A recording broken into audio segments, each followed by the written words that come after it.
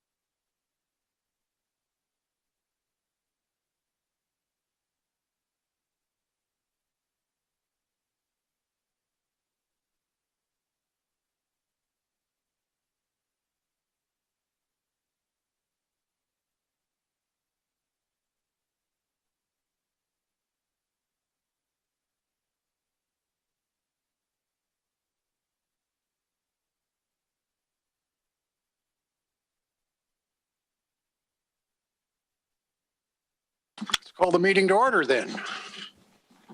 I got to find my script though. City Clerk, you want to call the roll while I look for my script? Sure. City Council Member, Agency Director, Authority Member Doris. Here. Molly. Present. Mann. Present. Vice Mayor, Vice Chair Chris. Present. Mayor Chair Paris. Here. We have a quorum. Okay.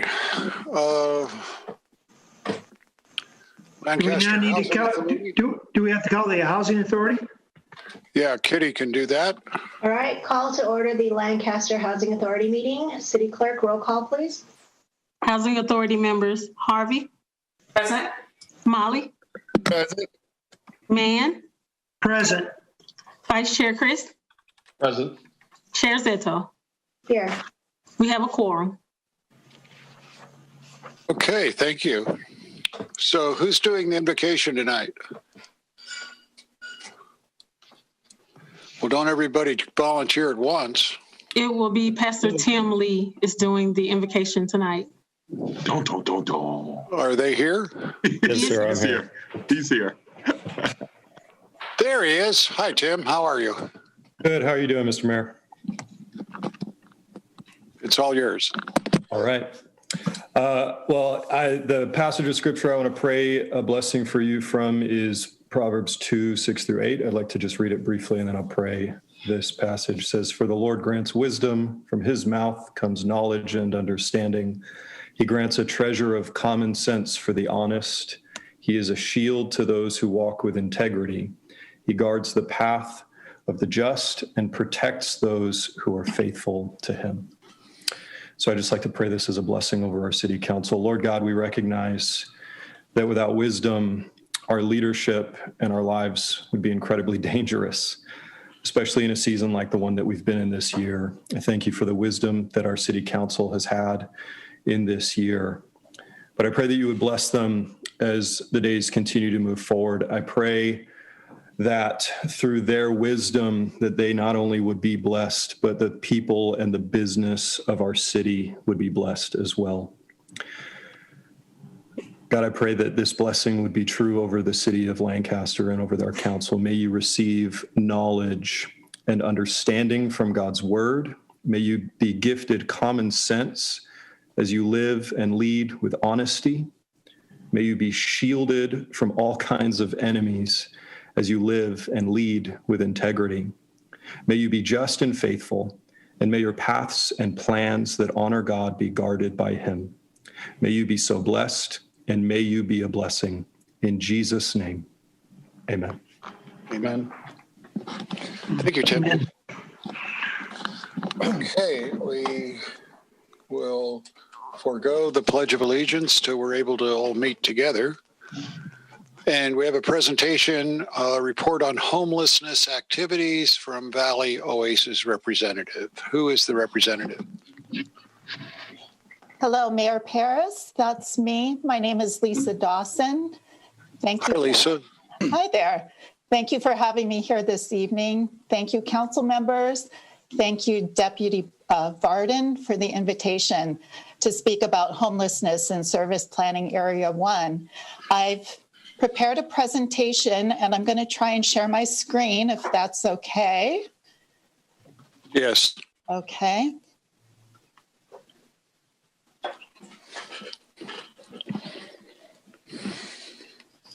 All right, here we go. So again, my name is Lisa Dawson. I'm the director of the Coordinated Entry System at Valley Oasis. I'm here to present data outcomes from January 2018 through October 2020. A little bit about Valley Oasis. We are a community-based organization dedicated to eliminating social and domestic violence and homelessness through community awareness, intervention, prevention, safe shelter, and supportive services. A little bit about our logo here. Valley Oasis represents hope, recovery, resilience, as represented in our logo of life-giving water, and life sprung from that in the green leaf. Our tagline is nurture, heal, and renew. Valley Oasis has been providing services in the Antelope Valley for over 33 years. I'm proud to say that Valley Oasis was one of the first domestic violence shelters in the nation to provide services to men and boys, when historically our men have been stigmatized as abusers, but Valley Oasis was aware that men and boys can be abused too. I'm very proud of that fact about Valley Oasis, and I do want to say that under the leadership of our executive director, Carol Crabson, she understood the intersection of domestic violence and homelessness. And through a collaboration 12 years ago with Grace Resource, Mental Health America, embarked on the Homeless Services Access Center. And from that, we became the CES lead agency in Service Planning Area 1. Before I talk about numbers, I wanted to talk about people, because that's what we're here to do, is to help people. And I found this quote from Vincent van Gogh in a letter to his brother Theo, who had brought a homeless woman into his home. And Vincent van Gogh says, "To save a life is a real and beautiful thing. To make a home for the homeless, yes, it is a thing that must be good. Whatever the world may say, it cannot be wrong." And I think this quote represents what the coordinated entry system is about. It encapsulates our core values of housing first, trauma-informed care, and harm reduction. So we attempt to reach people where they're at, walk together with them as they make important changes to their lives that lead to hope, resiliency, and success.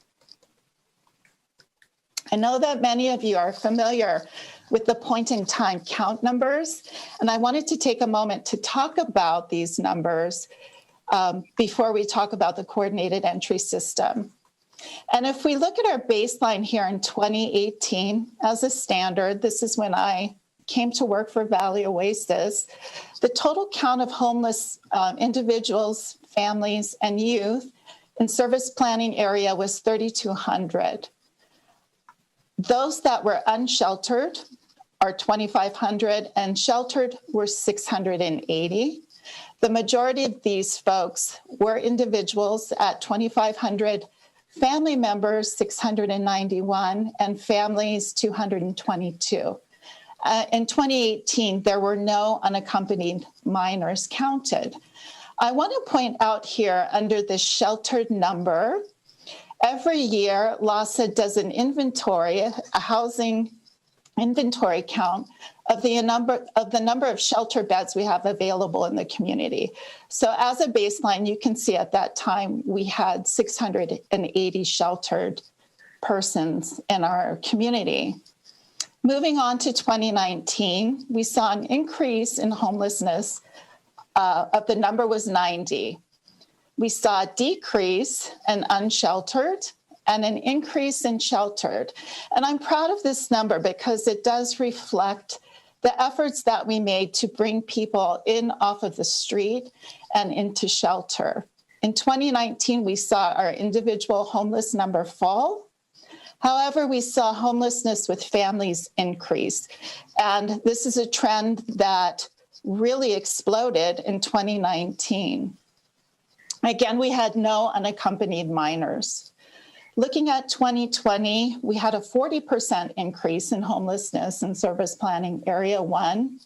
Our unsheltered number increased significantly. Our sheltered number decreased. And I believe this is a reflection of our family numbers that did decrease. There was no increase.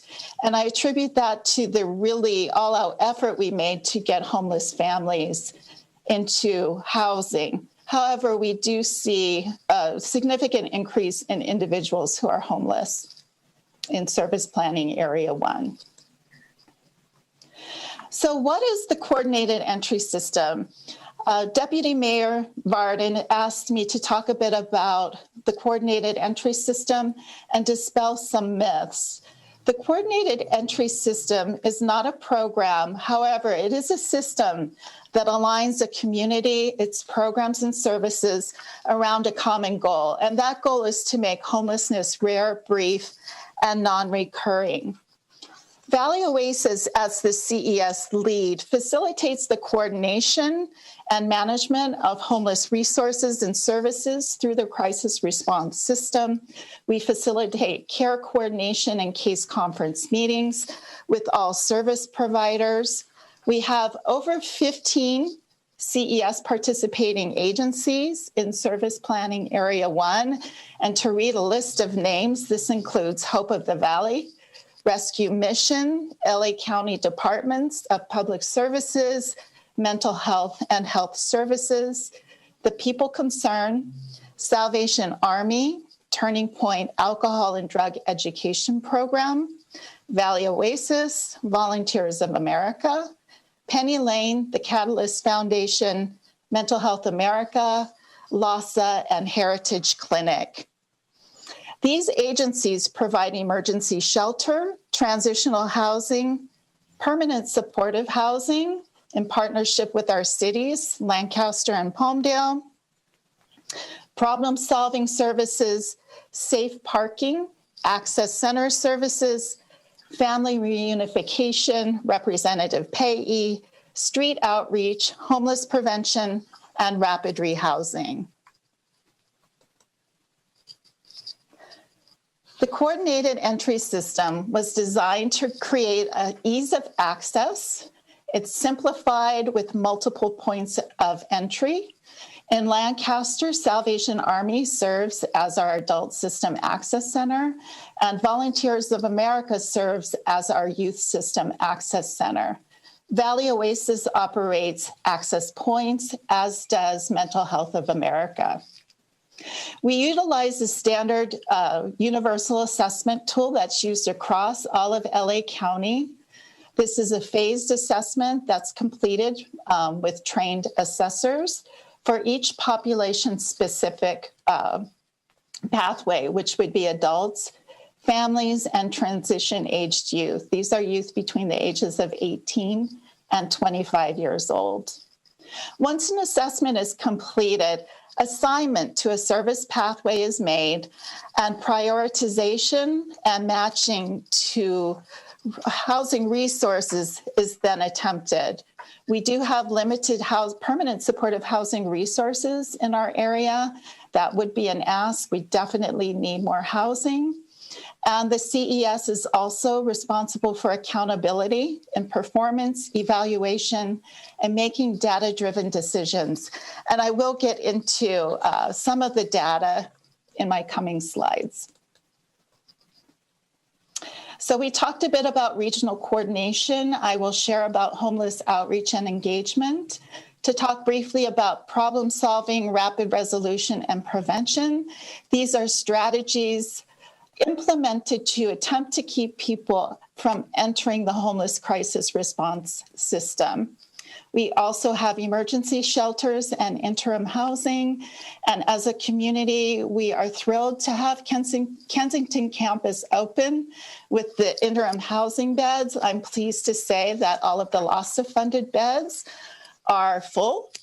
And we're working to get the DHS beds full, and I believe there are 9 of those. We also have permanent supportive housing resources, also at Kensington, that we were able to match as well.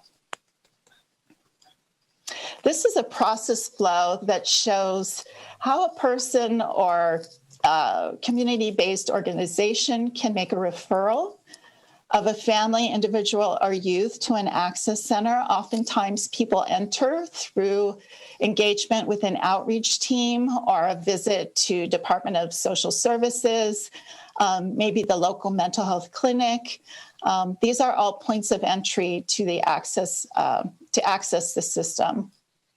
We utilize the standard assessment. We have population-specific assessments used for families, adults, and youth. Assessment scores are used to prioritize and match individuals to housing pathways with the ultimate goal of safe and stable housing. You can see along the bottom, we utilize problem solving, connections, and linkages to resources outside of CES all along the continuum. And this is important because we do have limited resources and we target our resources for the most acute and those with the highest needs. Outreach and engagement. We have a really strong group of outreach individuals and teams here in Service Planning Area 1. And these pictures are pictures of some desert encampments that were taken and shared last year during the Weekend to End Homelessness at AV Partners for Health. So we have 12 outreach teams comprised of 56 members with 17 team leads and 19 outreach coordinators. We have 2 teams from LAHSA. We have our Host North law enforcement team of sheriffs who are terrific. We have our weekend multidisciplinary team. Our LA Family Housing team is also another multidisciplinary team operating under a contract with Department of Health Services. We've got our DMH team, Valley Oasis Street Outreach, MHA Outreach, Public Spaces Outreach, and then our VA Outreach from the Military Resource Center, also at MHA. These teams have been actively providing services to the community. They engaged with 3,169 unduplicated persons through progressive engagement. And I will tell you, and I know that Heather, Deputy Varden, has talked about progressive engagement and the time it takes to develop a trusting relationship with these individuals in encampments, taking the time to determine their most pressing needs. You can see that we've provided, actually this number is 24,000 outreach services strictly through the outreach teams. It can be as simple as helping someone to get an ID. And with people experiencing homelessness, oftentimes it takes an ID to get an ID. And this is a dilemma. With the COVID-19 pandemic, we've had our Social Security office closed. For a time, DMH was closed. So assisting individuals in getting important documents so that they can lease up into housing is a particular challenge currently. Outreach teams also help to link and make referrals to necessary mental health needs, substance use services, and things of that nature. I have written here partners, possessions, and pets. And these 3 things are often those things that keep people from wanting to leave desert encampments because they don't want to part with their partners. Going into a shelter requires males and females to be separated. Oftentimes, the possessions these individuals have are all that they have in the world. We try to help them with paying for storage. And then separating from a pet can be very traumatic. And we do our best to offer services to get pets their immunizations, get them registered and licensed, and oftentimes certified as companion animals so that they can keep their pets and lease up into housing. Our outreach teams have taken, since March, provided a pandemic response. You can see they've provided 1,100 outreach services specific to the COVID-19 pandemic effort. They've distributed over 300 brochures, information, educational materials on universal precautions, the importance of hand washing. They've distributed over 513 pieces of personal protective equipment. Outreach teams have conducted COVID triage screenings. Our LA Family Housing multidisciplinary team provides COVID-19 testing. They've tested 148 individuals experiencing homelessness. We've identified 14 individuals that required COVID-19 isolation. And then through our Project Room Key efforts, we have a Project Room Key in Lancaster and a Project Room Key site in Palmdale. They've been able to refer 110 people to interim housing through Project Room Key. Many of you may be familiar with LA HOP. This is the homeless outreach portal. And I pulled up this report because I thought you would be interested in seeing how many outreach referrals have been made in the city of Lancaster. And there were 273 between January 1st, 2018 and October 31st of this year. And what I found interesting here is if you look at who submitted the referrals, the bulk of referrals came in from concerned residents, followed by other, and I don't know what other would be, but any individual who didn't want to identify themselves. We also see homeless service providers making 62 referrals, followed by self-referral of 40, which I find very interesting. And if we think about progressive engagement, I would surmise that these are 40 individuals who've possibly reached that point where they're interested in engaging and receiving services that lead to housing. We've got 31 referrals from government employees. If you look at the reasons for closure here, you can see that there were 135 contacts made. Unfortunately, 89 individuals were not located when an outreach team was dispatched. I think this is reflective of the transient nature of the population. You can see that 17 individuals that were referred were already connected to the system, and that there were 13 referrals that were inappropriate. And that could have been a referral for like a 911 call or something like that. And LA HOP does encourage those calls to go to 211. So in this 2-year period, 16,000 individuals were served by those 15 CES participating agencies. Of the 16,000, Valley Oasis provided services to 27% of these individuals at 4,500. That's a lot of people. We conducted 5,372 assessments. 72% of those assessments were for single adults, 16% were for families, and 12% were for youth. The acuity prioritization that came out of these assessment shows that in Service Planning Area 1, 20% of those homeless individuals who were assessed require intensive case management services. And if you'll remember this number here, 1,079, that's important. We'll talk about it in another slide. But that is the number of individuals that we consider highest need. Our bridge priority is this huge 42% here. These are individuals that straddle that high acuity and maybe mid to lower acuity. Some of these folks may do very well in community-based housing. Others may really need more intensive services.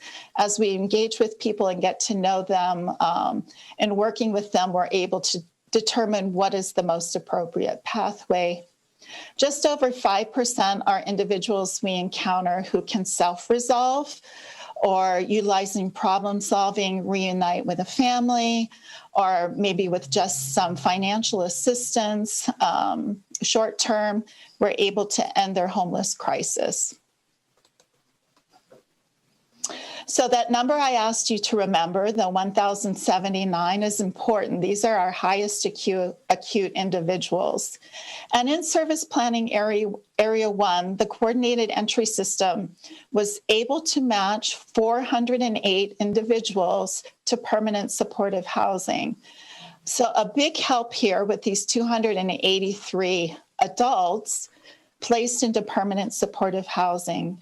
Over 125 went into Kensington campus, which is fabulous. Those were, we matched them at A, B, C, and D and got them all leased up. Most of our families went into Cedar Ridge, which is permanent supportive housing provided by Penny Lane.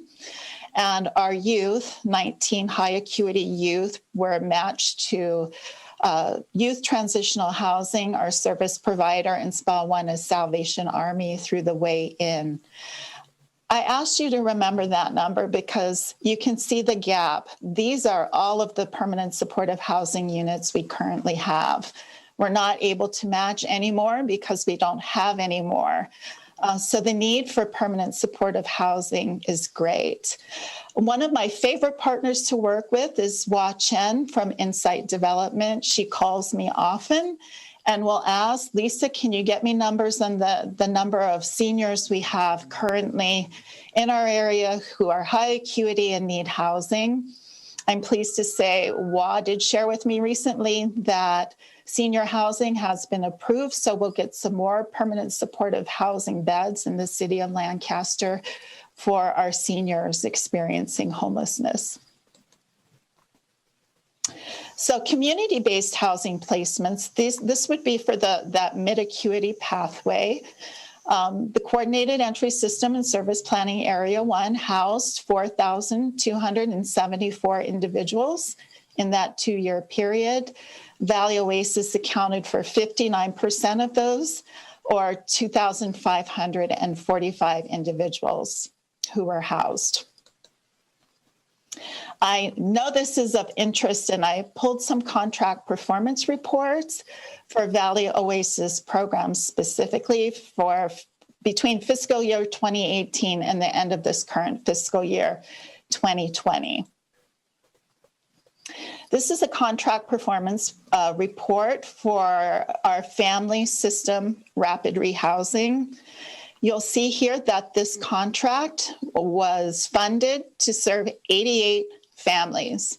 That's it, 88 families. We served 241 families. We do our best to not turn a family away and to work with them, and we do our best to make it fit within the budget.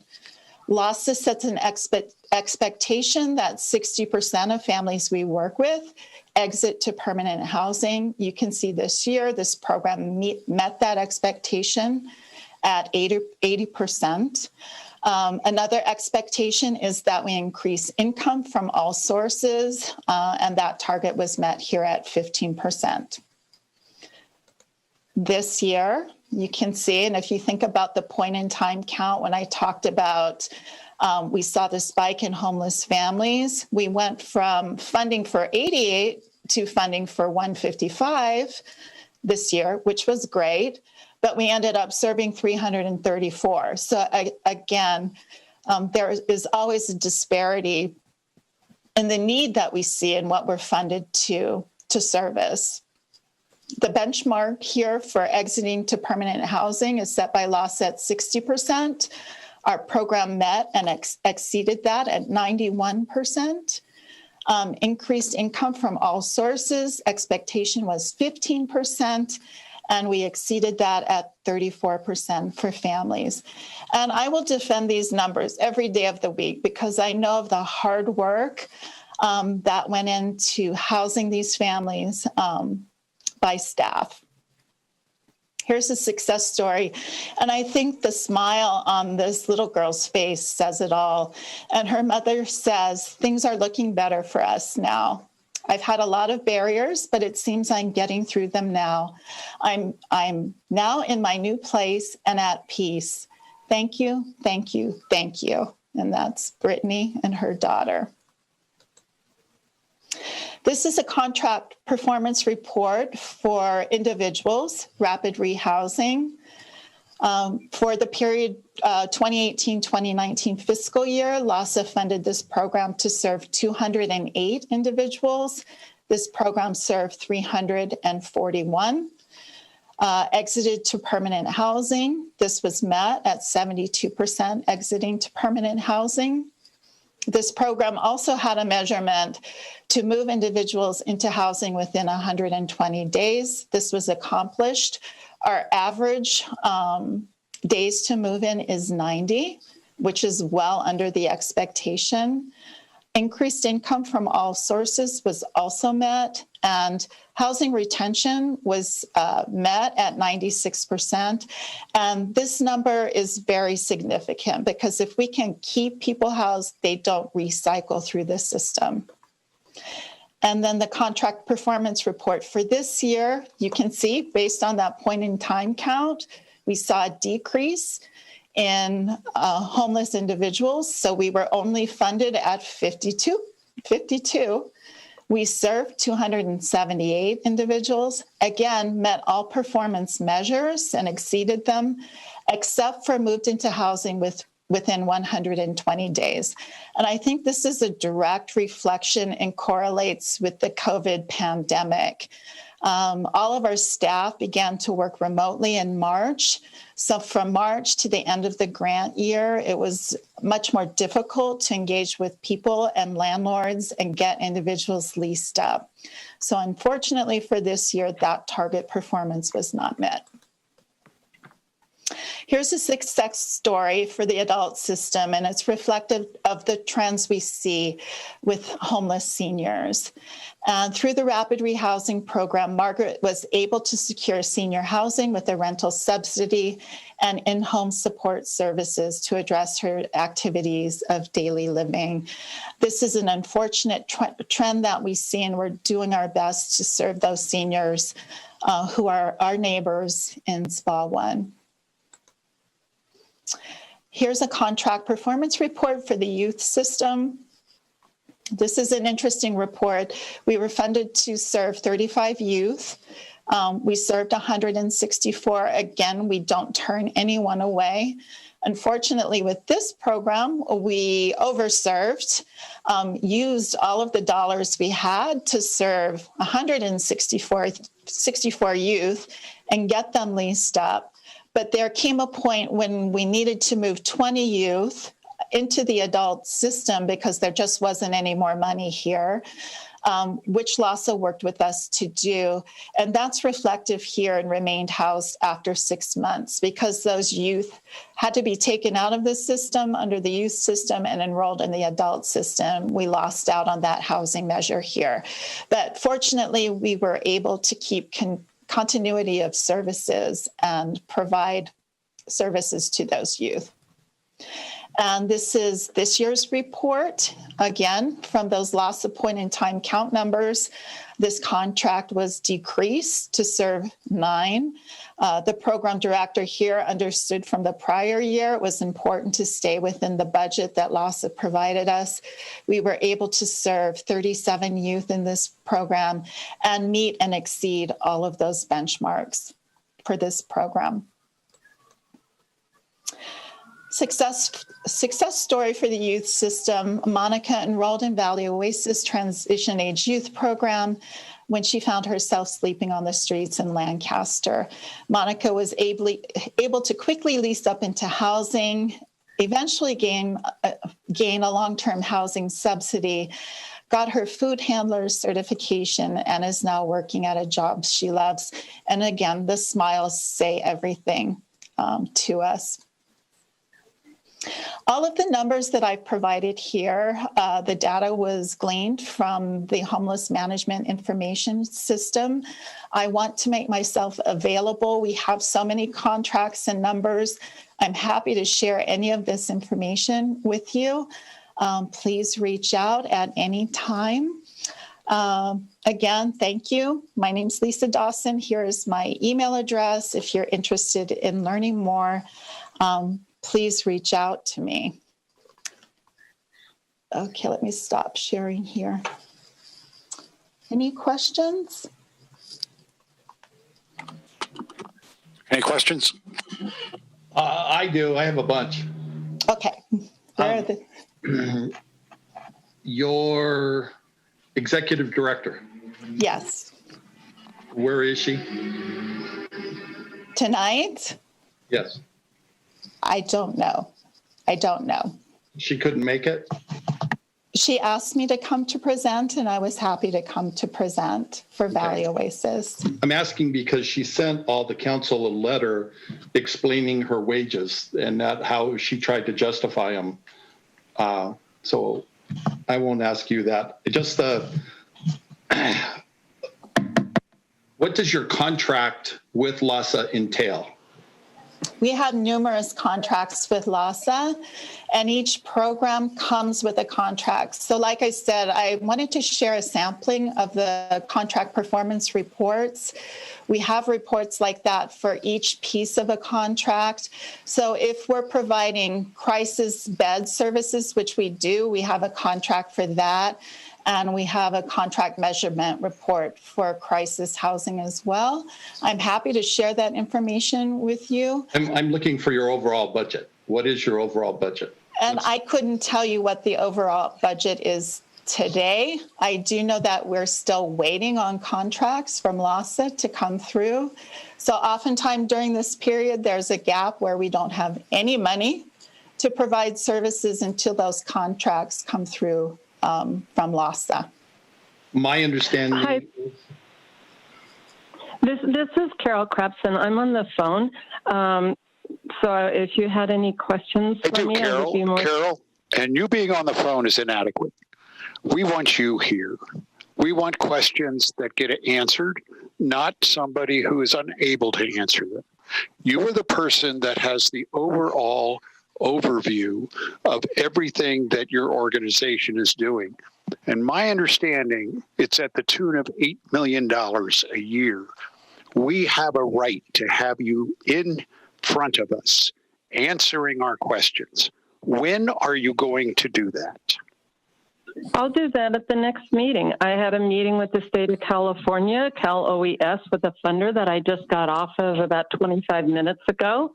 And that was a reason that I asked Ms. Dawson to do this presentation. I apologize for not being able to be there. Thank you. Ms. Dawson has done a very nice job, but it doesn't tell us anything. I'm not interested in hearing rose-colored glasses stories. I want to know why I still have this homeless problem when that much money is being spent. So when you come in 2 weeks, I want you to be prepared to answer that. I want hard numbers. I want to know real successes and failures. And how is it that you ended up with all of this money? You're not elected. We didn't appoint you. I'd like some answers about that also. Would you like to meet this Thursday? I could come in and meet with you on Thursday. I said I would be more than happy to come in and meet with you on Thursday or Friday. No, I want this to be a public meeting with public questions The biggest problem this city faces right now is our homeless problem. And it has consistently gotten worse, not better. And then when we did the Kensington program, we were able to cut it in half. It seems to me that we are misappropriating money. And if I'm wrong, I want you to convince me that I'm wrong.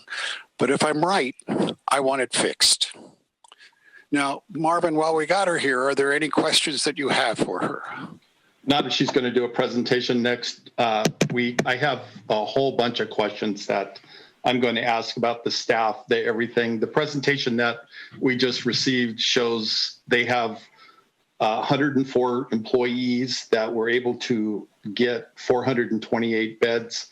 I need to know the correlation with that, how it works, the status, when your guys' hours are open. I want the entire public to understand what you guys do. It's a little secret, and I want it out there so everyone can understand how to make a referral, when they can make a referral, what your hours are, and what the process is. So if she's going to make a presentation at her next council meeting, that would be good. Okay, so that I can come fully prepared to answer all of your questions, could you send me all of your questions in an email form so that I can bring the adequate information and be prepared? Well, we'll certainly send you some of our questions, but other questions arise during the presentation. But we will attempt to assist you in being as prepared as possible. That would be wonderful. Okay, why don't we just continue this matter till next week, to the next meeting? Okay, everybody in agreement with that? Yes, I want to say that Lisa did a wonderful job, and thank you for your presentation. Thank you for having me. Again, I want to make myself available. If you have questions, I'm available as well. Thank you again.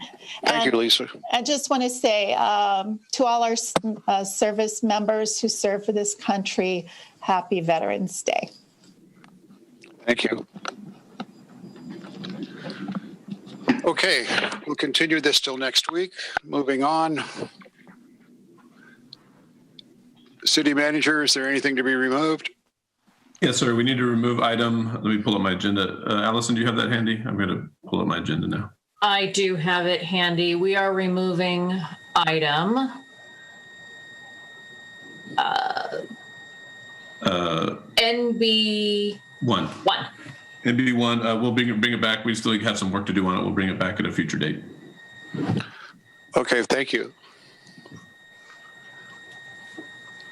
Okay, turning it over to Kitty Zeto. Thank you. Are there any speaker cards for HACC1, City Clerk? This time, anyone wishing to comment on HACC1, please press *9. I will announce the last 4 digits of your calling number when it is your turn to speak. Please state your name and eliminate any background noise.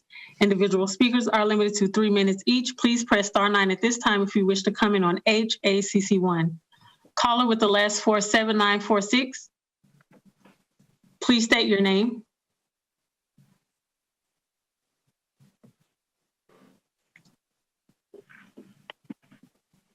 Caller with the last 4 7946. Please state your name.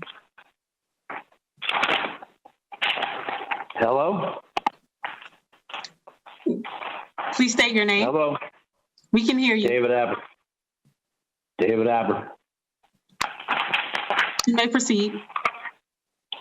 Pardon? You may proceed. We can hear you. Okay, on HACC, the one you guys are postponing, I filed a grievance against Valley Oasis, and there's a lot of problems with you guys appropriating the money at Kensington because they're not in compliance. They tamper with our mail, and we have a lot of issues. So if Valley Oasis could complete my grievance, then maybe we could get some answers. We have a lot of problems out here. We have people that are getting gift cards from Valley Oasis and coming to the transitional housing, and they're not from the area, just like the same problem we had back on September 21st with the bus. So hopefully we can get some answers and some accountability. Our mail is tampered with on a regular basis. That's a federal offense. We don't have mailboxes according to our lease agreements. And property management continues to act in bad faith, harassing many of the people. We have issues with the water.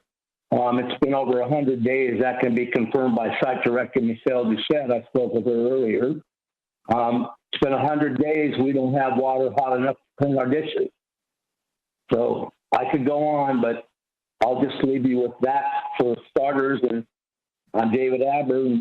My phone number, you guys have. So if anybody needs any supporting documentation, then I'd be happy to provide that. Thank you for your time, council members, and thank you. Oversight, I think, is way overdue for this project. Thank you.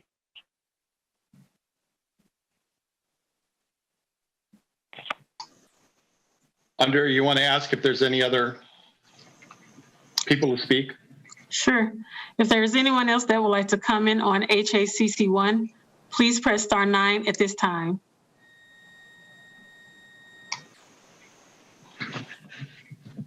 All right, no speakers. Do we have a motion and a second to approve this? I'll move to approve HACC 1. I second that. City Clerk, roll call. Housing Authority members Harvey, Yes. Molly, Yes. Mann, Yes. Vice Chair Chris, Yes. Chair Zeto. Yes, and it passes unanimously. Turning the meeting back to Mayor Paris.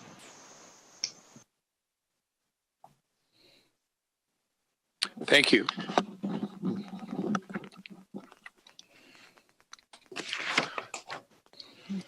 Is there a motion to approve the minutes? So moved. Is there a second? I'll second that. Can you call the roll, please?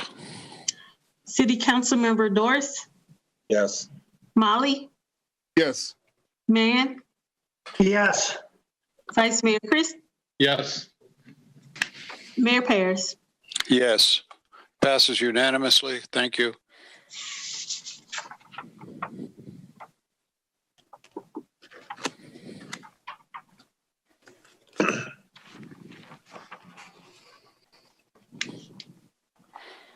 Consent calendar. Anything to be removed? It would be appropriate to take comments on the consent calendar at this time. Well, first I need to know if there's anything to be removed, right? Nothing to be removed, sir. Okay. So, City Clerk, could you find out if there's any comments on the consent calendar? At this time, anyone wishing to comment on any item on the consent calendar, please press star 9. I will announce the last 4 digits of your call-in number when it is your turn to speak. Please state your name and eliminate any background noise. Individual speakers are limited to 3 minutes each. Please press star 9 at this time if you wish to comment on any item on the consent calendar. Caller with the last 4 digits, 7946. Please state your name.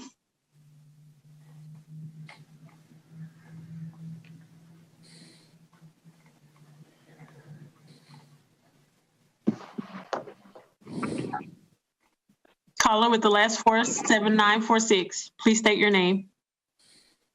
David Aber. You may proceed.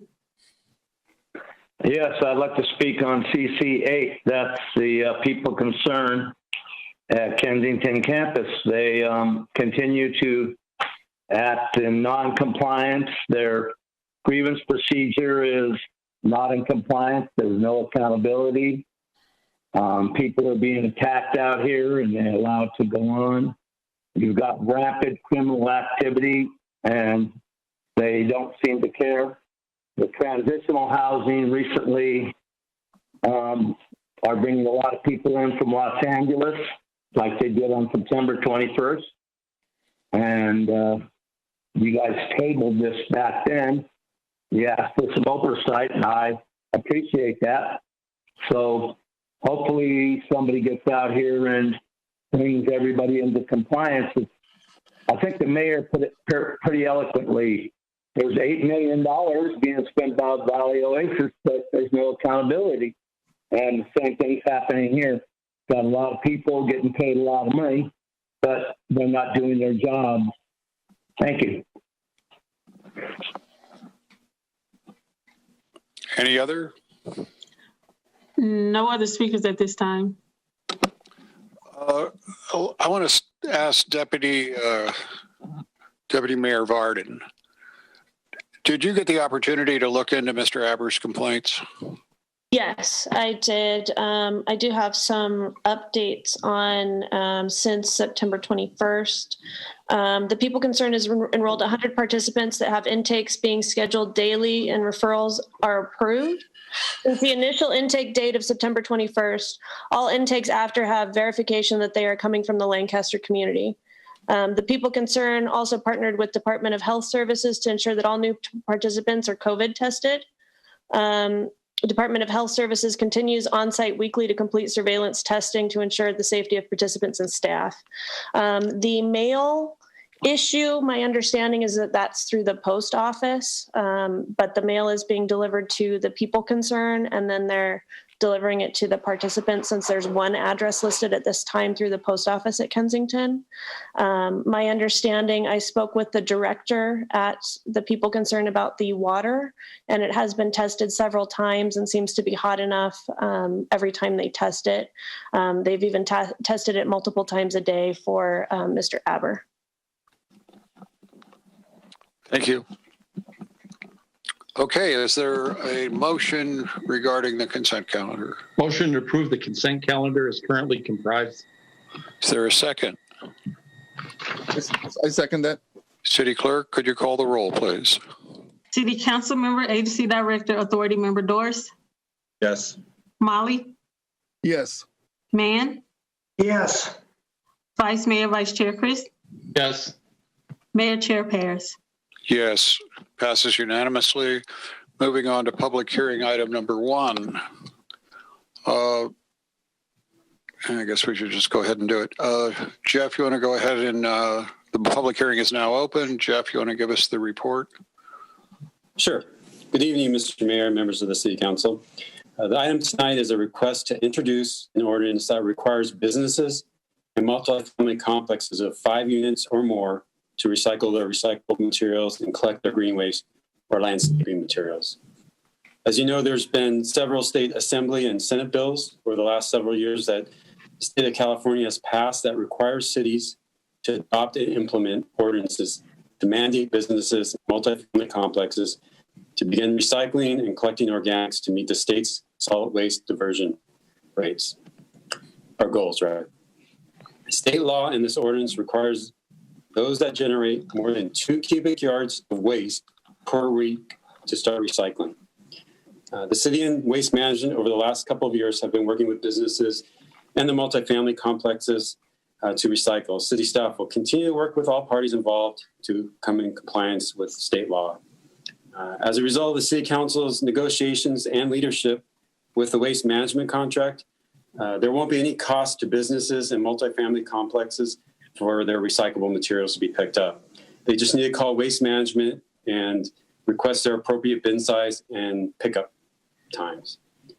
For those businesses and multifamily complexes that don't have landscape contractors or gardeners that take the materials with them, there will be monthly collection costs for the green waste of $41.33 a month for once a week pickup service. That concludes my presentation. I'm happy to answer any questions you guys have. Thank you, Jeff. Are there any questions from the council? Are there any comments from the public? At this time, anyone wishing to comment on PH1, please press *9. I will announce the last 4 digits of your calling number when it is your turn to speak. Please state your name and eliminate any background noise. Individual speakers are limited to 3 minutes each. Please press *9 at this time if you wish to comment on PH1. Caller with the last 4 digits, 7946. Please state your name.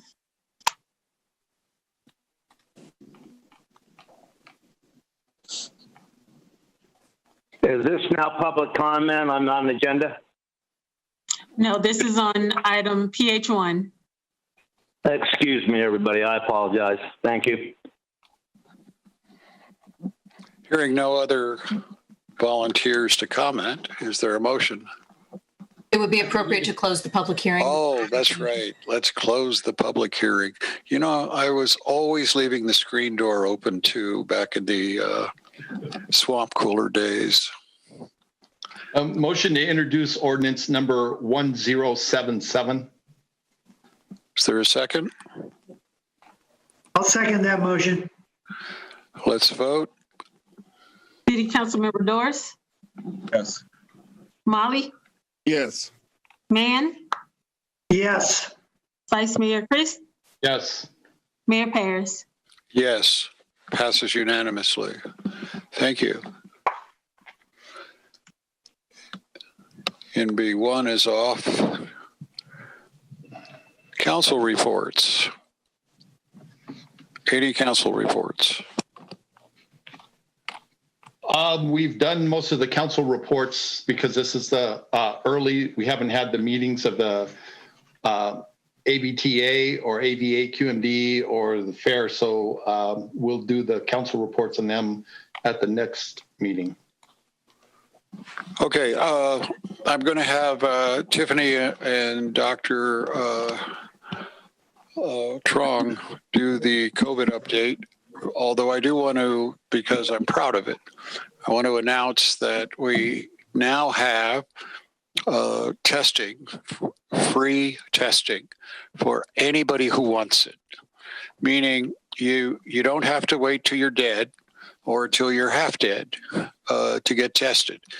If you are concerned that you have been exposed and a couple days have gone by and you feel that it would be beneficial to your family's best interest to get tested, all you have to do is go on the internet, make the appointment, go get tested. Within 24 hours, usually much less, you will have the results. We'll also be opening that up for the flu soon. Now, why would we open it up for the flu? Because in order for Tamiflu to be effective, it has to be administered with well, let's put it this way. The sooner it is administered, the more effective it is. And so testing for the flu is important, perhaps not as important as COVID-19, but nonetheless, it's important.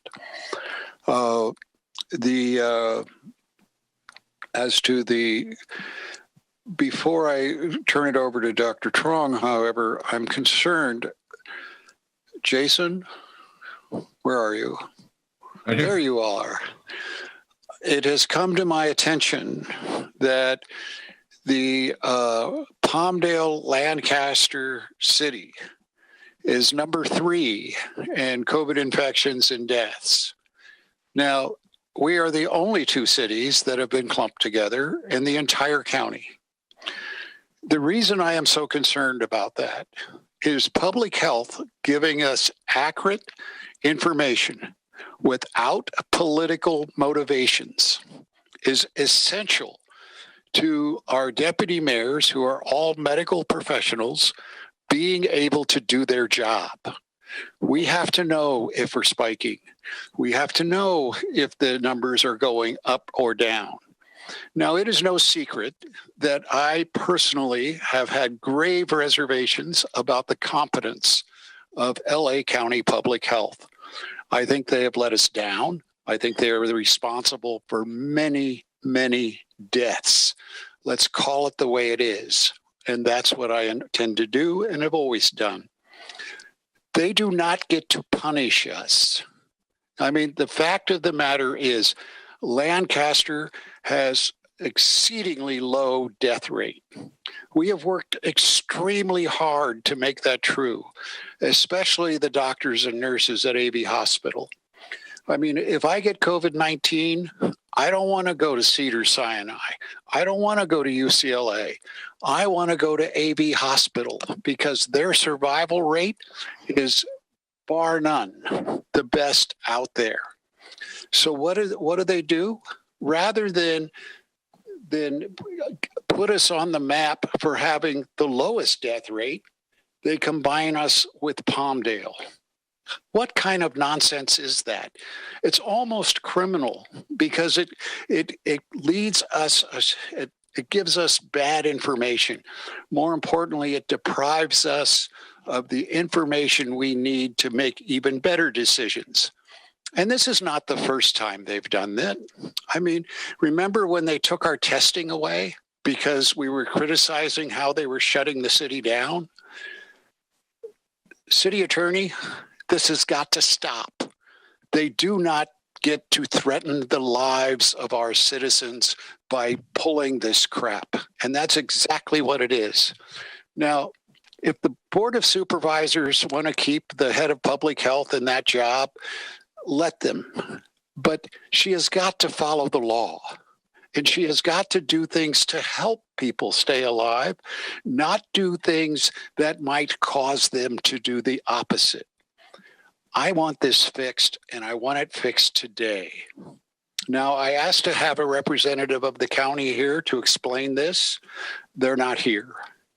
This simply has to stop. Anybody on the council disagree? No, can I elaborate? Mr. Mayor, I received an email that we are being targeted this weekend by the health department, Palmdale, Lancaster area, from that other list of the health department. So those, the top 15 are being targeted to go out and inspect. They're taking down they're going to take down the barriers for the third barrier, the windbreaks for the tents that are outside. They're trying to take those down because it's so cold here. I want to remind them it's in the 20s and they're making them eat outside. So, and then they're targeting us unjustly. So it just adds to the irony. All right.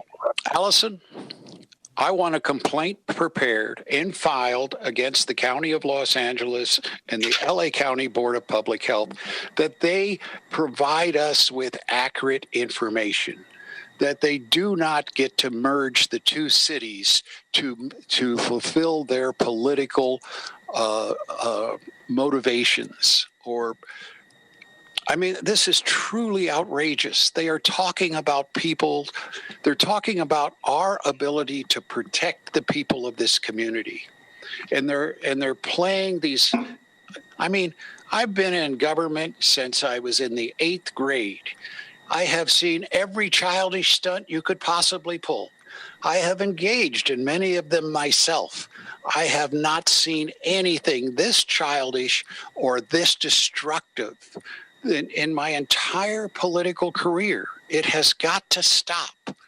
I mean, and everybody knows that if we're going to rename Palmdale Lancaster, we're going to call it Paris. That's a joke, folks. They don't get to rename our cities, and they don't get to treat us as one. Especially when, I mean, Lancaster is exceptionally proud of the number of people whose lives we have saved. And that was primarily the result of the 3 deputy mayors that comprised the COVID team. But it was also the work of many, many people coming up with new medical procedures, new ways to protect people, and also not being stupid. I mean, you don't have to drive everybody out of business. You just got to wear a mask and wash your damn hands. Excuse my language. And that's exactly what Washington is going to say in about 30 days. Wear your mask and wash your hands. Let's open up. Everybody knows that's what they're going to say. This is absolute insanity, what's going on. Will you do that for me, Allison? I will get on it first thing. Thank you. Mr. Mayor, don't you think this is retaliatory for, we've got low numbers and then we make the comments about how do we try to be treated uniquely and let us open up? Don't you think this is it's just retaliation. Looks pretty clear to me. Absolutely. I mean, come on, folks. Let's be clear what happened here. This pandemic came along. We haven't seen one in over 100 years. These people had no idea what they were doing. Nobody did. That's okay. It's okay not to know something. It is not okay not to know what you don't know. I mean, they immediately acted like they were in that absolute 100% knowledge, and they were going to show us through the storm, guide us through the storm, and they guided us into the pit is what they did. And it was simply because of hubris.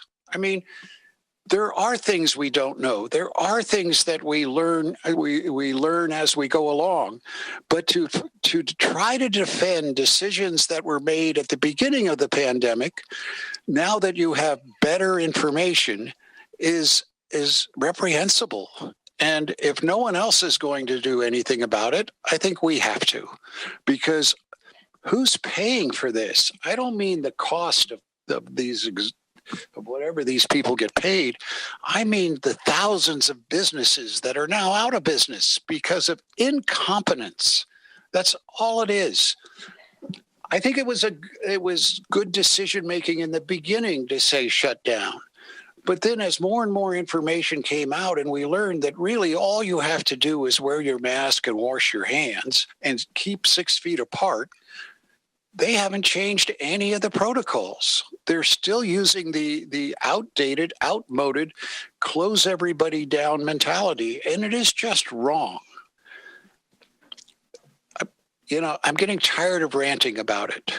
I'm getting tired of taking phone calls from people who are in desperate financial conditions needlessly. Allison, fix it. Yes, sir. Thank you. Mr. Mayor, I got a text from Donna Tremere, which is the supervisor's field representative, that she's aware. She's trying to get us an answer, and she was unable to get it because of the request was at 4 p.m., but she's working on it. And it might be good to say what a good supervisor we do have up here, but she is outnumbered. I know, that's the thing that causes me so much dissonance is we get the best supervisor there is. The problem is she can't hire public health. It takes 3 votes. She's only 1. But there isn't any question that public health has failed in anybody's mind. I mean, just in case anybody isn't clear what's going on, is we hired our own team. We didn't pay you much, I agree, if we paid you anything, but we got a team of highly qualified people, and they were making better decisions than public health. And as a result, fewer people died in Lancaster than anywhere else. And public health is embarrassed by it. So what do? They try to change it. What does that mean? They need our death rate to go up higher. I mean, this is reprehensible. They should really praise God that I'm not king, because there would be heads on stakes, believe me. Now, with that comment of good cheer, I will turn it over to the COVID-19 medical team. Dr. Trent, why don't you go away? Yeah. Can you see the screen? Yes. Okay, great. I have a few slides I just want to summarize, and then open up for discussion. So this is the most current numbers for the United States. We have so far 10 million cases, 243,000 deaths. We are still ranked number 1 in the world in terms of total cases and total deaths. India and Brazil right behind us, and then France, Russia. So as we head into the winter, as it gets cold and people congregate more, there's anticipation that there will be more cases. You've read the news that there's another spike, lots of cases, and where is it at? It's basically Illinois, Tennessee, Kansas. This table shows where the new cases are ranked according to new cases. And California ranks number 13. So if you look at the map on this side, Basically, it's the heat map of where the cases are, essentially anything west of Texas and on. And it looks like it's a straight line almost towards the eastern part of the country. This two graphs shows the daily new cases as of yesterday. As you recall, there's been a spike in August, and now there's been another spike in terms of daily new cases. Daily new deaths, it is not spiking the same, but there's usually a lag as you go to this way. But the concern is that as the daily new cases are increased, eventually deaths may increase as well. This is from California Department of Public Health. Basically, the light blue is positive cases, hospitalized cases. You can see here towards October and into November, it appears to be picking up. And of course, the ICU cases are also gradually picking up. But we're still lower in terms of total compared to, say, August and April spikes. Down to the LA County level, 2238 cases reported and total of 322.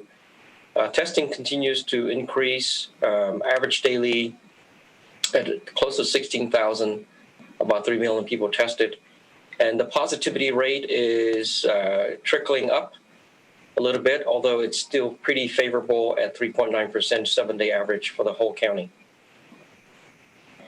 Deaths are at 65 per 100,000, and this breaks down who is dying in what area based on race, ethnicity. Hispanic, Latino seems to be the highest for race, and the higher poverty areas have the highest rates of death. LA County hospitalizations creeping up as well, but death rate continues to lag. This breaks down the demographics, who's getting sick, who's getting the positive test. It's basically 18 to 29 and 30 to 49. So the younger groups are the ones that are mostly affected. This is kind of telling. This graph tells you the daily cases, and it's a light blue. So as you can see, as we head into October, November, there seems to be an increase, just like what the news reported, also in LA County. But then the death rate continues to head downward. If you draw a straight line here, it's pretty much trending down. The only concern is that if you look at in the past, here's the spike in July of positive cases, and then the death spike lags about 2 months later from July. So if we have another spike here, 2 months later, December, January, we may have another death spike. So that's the concern that where we're headed to for the entire county. And this is us here in Lancaster. We are light blue, so we're in this cluster group of cases. Areas like Bell, Downey, they're the heavier, and then eastern part of LA County, very heavy in terms of cases. Interestingly, this is the Castaic area. It's actually a lot. Pretty dark blue, so we're not sure why that is, but that's the report from LA County. This is our map. Blue is Palmdale, red is Lancaster. And beginning in October, towards the end of October, we had a spike, but at least in the past week, it's trending down. And these are the actual numbers, Torrance, Palmdale, Lancaster, Glendale, and Santa Clarita. This is from Sunday numbers. Mayor Paris mentioned earlier, Palmdale and Palmdale appears to be very high. 58 cases on Sunday. Lancaster is also increasing. We, for example, it looks like Lancaster has the highest number based on this chart alone. Hospitals, we are seeing more. Relatively more. Last month was 20. This month is 23. Palmdale is seeing a moderate spike compared to last month. ICU cases, a little bit increase. Last month was 3. We only have 1 on the ventilator. And so far, at least at Palmdale, the ICU cases are not significant. So this is from Jason's team, basically looking at our numbers, average weekly COVID per 100,000. Lancaster in this slide is light blue. I think it's doing this again, up, down, and then up again. Are we close to this number? I think we're approaching that. And for LA County, we are still in tier 1, which is the most widespread. Also from Jason's team, our total positivity is 321 divided by 1637 tested. We are at 19.6% positivity test. And these are our numbers, deaths and in the hospital. It looks like our numbers are above LA counties in terms of cases per 100,000. But, you know, we have a younger demographic. As you know, younger people get infected. And now that we're increasing asymptomatic testing, more people are getting tested, even if they're asymptomatic. More people are tested multiple times and they're asymptomatic. This is the breakdown of where we are. LA County is in widespread mode. Orange and San Diego are in the substantial, so one notch less. If we were a county and we were measuring to open up or not, so far the guideline requires that more than 7 cases per 100,000 is considered widespread. We are at 28 per 100,000. And in terms of positive tests, more than 8% is the widespread. We're at 14%, 14.6% total. So our cases are going up, but our deaths are not. This is basically a comparison between Lancaster and Palmdale. Lancaster and Palmdale. And our adjusted case rate, LA County is 3,093. We're about 3,000. But Palmdale is a lot more, 3,636. And in terms of death, LA County is at 65 per 100,000. We're at 54. Palmdale is basically higher than, I'm sorry, Palmdale is very close to LA County numbers. So we shouldn't be lumped together, but it looks like we are being lumped together by outside groups. I don't know what happened. Something happened.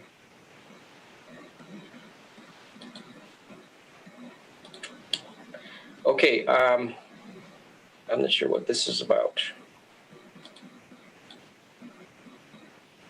So that's all I have. I'm not sure why I've been removed or something. I'll stop sharing. Okay. Any questions? Council, any questions? So, Dr. Crown, those numbers are kind of new to me. And I was wondering the testing numbers there. Good. No, the new numbers from Jason's team. Yeah. The testing. This one, yeah. Yeah. So if 321 were positive and 637 total were tested, doesn't that come out to closer to 5%? Or am I doing my math wrong? 321 divided by 1637. Okay, I'm upside down. 19, yeah. All right. I checked it before. I checked it. It is 19.6%. This divided by that is just a note. That is adjusted for population because they try to do it based on a per 100,000 population as well. Okay. Yeah, we've spent all day, trying to figure out the testing rate, looking at the comparison from us as it being a county perspective. And some of the numbers and some of the formulas are difficult, but our team's kind of trying to figure that out as we go. So, but nonetheless, we are spiking and need to continue, as Rex says, wear our masks and be socially distant. Now I'm confused. Do our numbers go up if we have more people testing? The testing numbers go down the more people we have testing. So if you have fewer positive tests and you're testing more asymptomatic people, your numbers will go down. And if you look at it comparatively from a county perspective, the county is testing far more people per capita in the basin or in the urban areas than we are up in the AV. So we encourage people, and that's why you made the direction that to start doing free testing. We encourage people to test as much as possible because it helps us lower those numbers. So if the county wants our numbers to go up, they just don't give us the same amount of testing, right? Well, if they want them to go up, yeah. I mean, ideally the county doesn't set the rules, the state does, but we try to impact the rules by having more people test. If you had less people test, you would impact the outcomes.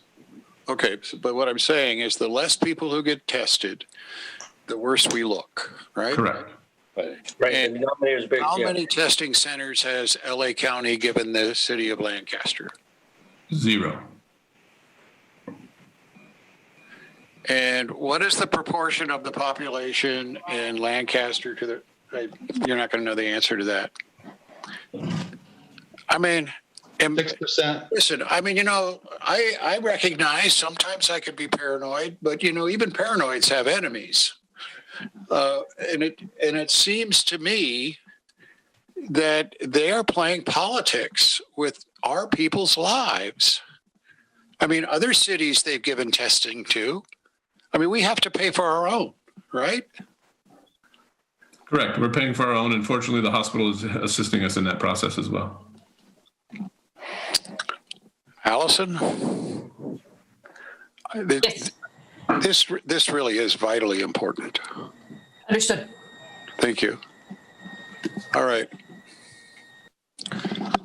There's some other issues that as a council we may want to start looking at from a national level on down.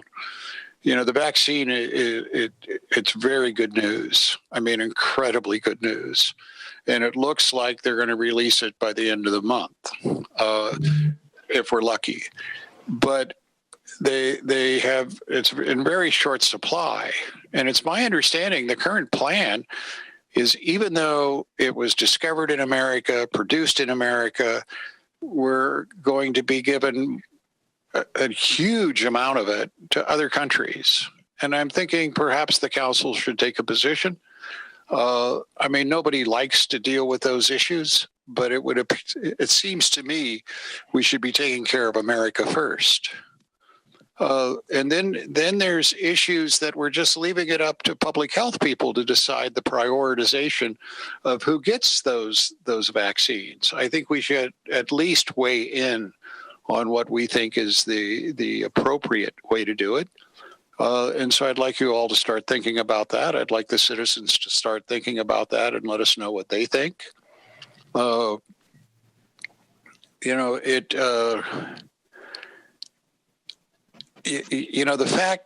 fact that we're able to keep people alive who get this disease is just part of the story. 20% of the people that get it will have lasting heart damage. 20%. That's incredibly high. And I just think that we're being negligent and not being more vocal about what we want, what we expect, and complain when it isn't being done right. Anybody have any thoughts on that?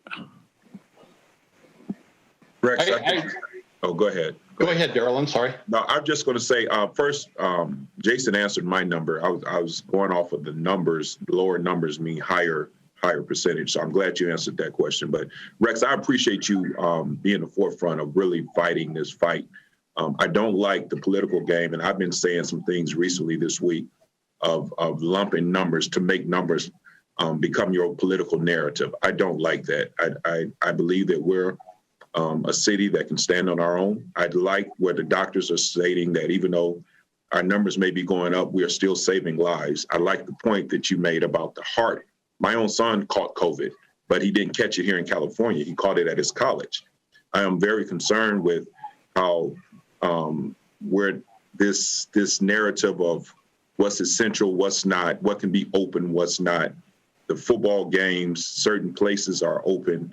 I don't like the point that we are a colder climate, and now our businesses. I just asked about, can we partner up with the HVAC companies and see if we can get better facilities to help out with our businesses to get the air circulating better, so that we can get businesses open maybe on the inside to help with circulation. Maybe there's something that we can do there.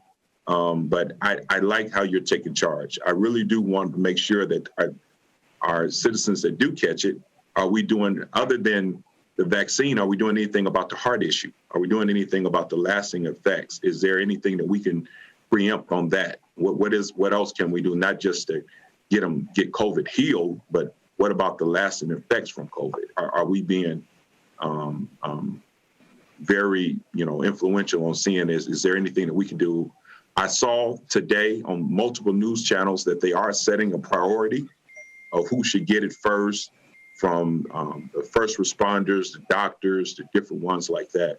So I am concerned about how they're going to set the priority when they've already, to me, bundled the priority of what can be open and what's essential and what's not essential. I salute you, and I'm with you on this, Reg, about making sure that Lancaster is not some beat up child that they just kick over and kick and don't really respect what we're doing up here, because we were one of the first cities to have the mask.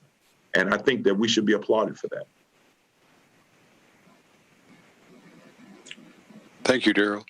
I agree. A thing we should keep in mind, when you look at Dr. Trong's chart about the most vulnerable population, almost every one of those categories, we're number one. We have the highest Latino per capita population. We have the largest overall minority population. Our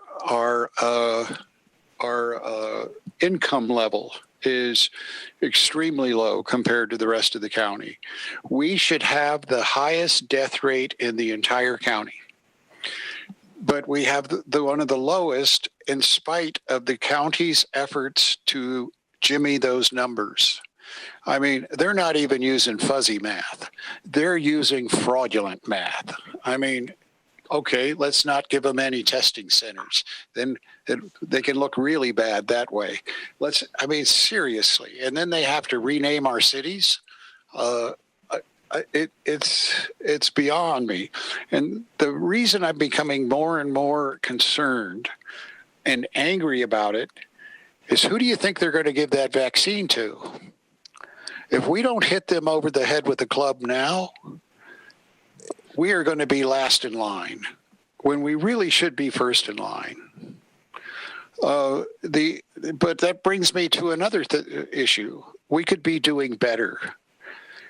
I want to know how many citations were issued in the previous 2 weeks at the next council meeting for people not wearing masks. We have got to get draconian about this. Nobody leaves their house with somebody that is not a family member and not wear a mask. We can't have it both ways. We can't be self-righteous about this and not enforce the one rule we know works. And I'm hoping the sheriff's department is citing people, because everybody knows now that if you don't have a mask on, you're breaking the law. Yeah. Rex, I would add to that too. Is we sent our code enforcement members out after last council meeting to do a survey of commercial businesses to identify compliance, and are compliant. We have a lot of compliant people out there, so they're doing the right thing. The challenge is, the doctors can verify this. It's when they're in their backyards. It's when we're doing barbecues, when we're doing Thanksgivings. So as much as we have an obligation as a city, I think it's important to remind people that they have an obligation as individuals, right? And so we're going to be aggressively working on a campaign, awareness campaign, is that, your backyard is more dangerous than the Costco. I mean, that is the reality of it, is that you need to wear your mask in your backyard too. You need to stay socially distant from grandma. You need to wash your hands when you're in your backyard. You need to not have parties and Thanksgiving dinners in your houses. I mean, these are the things that need to happen so the spread doesn't happen. And the difficulty to enforce is you can't enforce on somebody's Thanksgiving dinner table. But it's a personal responsibility as well. It's a combination, and we're going to share that very heavily in our outreach from our communication staff. So it's twofold. Thank you. And the other thing I'd like to remind people, and I think we should probably do a public relations campaign in the next 2 weeks on it, is when you do have Thanksgiving, open the windows in your house.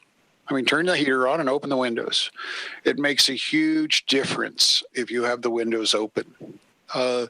Better yet, if you can have Thanksgiving outside, it would be even much safer. It turns out, it seems like we're most exposed when we go to restaurants. Carol and I have decided not to go to restaurants anymore. When we just read that is where you're most exposed. If you're going to meet with people, wear the mask and do it outside. You know, the best way to meet with somebody is take a walk with them. And we only have to do this a little while longer. You know, we can see light at the end of the tunnel, and it would be tragic being this close to the finish line for those of us who don't make it. And with that, I think we can move on unless somebody has something they can add. I just want to add this last slide. I don't know if you can see or not. The breakdown of what's high risk, what's medium risk, and what's low risk.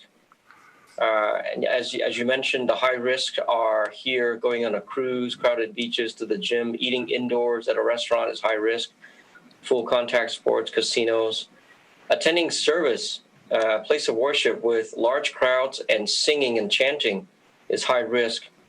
But attending service without singing is medium risk, for example. Large concert venues, attending events at stadiums, eating at a buffet, going to bars and movie theaters. Jason mentioned even backyard barbecue, it's still low risk. But attending dinner at someone else's house, less than 10 people, it's still medium risk. So the risks are there. We need to just push out these recommendations for people to also take personal responsibility, avoiding high-risk events and doing things. Dr. Chung, I have an issue. This is my issue that I have, and maybe because I'm speaking as a pastor, and maybe because I've been watching all of these football games, different things. Why is it, if we're saying these big places are high risk, we're talking 10,000 square foot restaurants, we're talking 8 to 20,000 square foot churches, why aren't we getting numbers from airports and airlines when there is no way in the world they can be 6 feet apart and they're locked up for 4 to 5 to 6 hours on these flights? I'm confused why we're not getting any numbers from the government on airlines and airports. And how is it that they're able to do it at such close proximity? We're not getting any numbers from them. Again, I'm not a conspiracy theorist, but I'm just confused at why we're not getting any numbers from airlines and airports, and the government isn't saying anything about those numbers. But yet they're continually shutting down. They keep saying singing at churches. They keep talking about football games when all Division I is playing. And we just recently saw that major games are being canceled right now, but yet they let them cancel for 2 weeks and then get back started again. I'm confused again. This is the inconsistency that I'm frustrated with. So you can shut down Division I, shut down one team for 2 weeks, let them get back to playing again, and it's okay for these young men. But we got airlines and airports, and I've been flying myself, where there's no numbers coming out, and I'm literally less than 18 inches away from the person that's sitting next to me, or maybe a row in front of me. So are there any numbers on that with the FAA? So when they come out with these high risk, medium risk, or low risk, they arrive at these numbers based on the reported outbreaks. So there's been outbreaks at churches with people singing. There's outbreaks on a cruise, people eating buffet. Outbreaks have been investigated at restaurants and sports. So these are actual numbers that are confirmed. We haven't seen outbreaks on airplanes, and so that doesn't become part of this high risk. So the high risk are people that are events that have shown confirmed outbreaks. And then medium risks are, again, also confirmed, but not as severe. And then low risk are no one's really reported outbreaks at these settings. So my medical question to you is that even possible with airplanes being as close as they are? How is that no airplanes are being reported, but yet these big, large events, there are major outbreaks? Well, I think, Daryl, and I'm no doctor and I don't want to speak on behalf, is that 100% mask compliance and sanitation compliance and all those things are key to those outcomes. That's the point I'm making. So if we can do it on airplanes at a closed, why can't we do it at these other events? That's what I wanted to hear. That's what I was trying to get to. How is it that we can do it on the airplane for 3 and 4 hours, but we can't do it at these events? That's what I'm confused on. Do you, when you went to the airport, did they require that you showed a negative test before you board? No. Okay, because at the beginning of the epidemic, that was the requirement. You have to show that you're negative for the past 72 hours before they allow you to board. And I think that draconian rule pretty much protected a lot of travelers, or at least reduced the risk of spread. I don't know anybody that's been flying that has to show a negative report when they fly. You're correct, Daryl. There is nobody coast to coast, no airlines requiring that. And then here's another thing too. This is the frustrating part when they speak about indoors at restaurants. At the start of COVID, we were supposed to be capturing everybody's name when the restaurants were open. And not one time did LA County capture that information and use it. So I question, I've got at least just in the California basin or California, from LA clear to the Central Valley, nobody has picked up any of that when we were doing social tracing. That is BS. So then when somebody sticks this on here, I question who came up with this list and how did they arrive at that? They made us jump through hoops and nobody ever collected that data and then arbitrarily go, oh, this must be where it's from. I question that. I'm with you, Ken, because I know most of the African-American churches that I know are totally shut down. So I'm trying to see where are they getting these numbers from with churches, especially, I hope this doesn't sound, whatever, but we know a lot of churches sing. That's what we do. We sing. I have full bands. Where are they getting these numbers from that churches are spreading it, where there may be arbitrary cases of people that have totally, defied the order, but the majority of churches that I know, especially in the Antelope Valley, most of them are shut down. And a lot of them in LA, my whole denomination, 6.5 million members, have shut down. So how are they getting these cases, but yet these enclosed airplanes and that's what I'm saying. If they have taken these draconian measures and we're not getting cases from Delta, from American Airlines, from all of these, Ken just came back from a flight and he's looking healthy as ever. I've got family that flew back and forth to Texas. Why aren't the airports breaking out?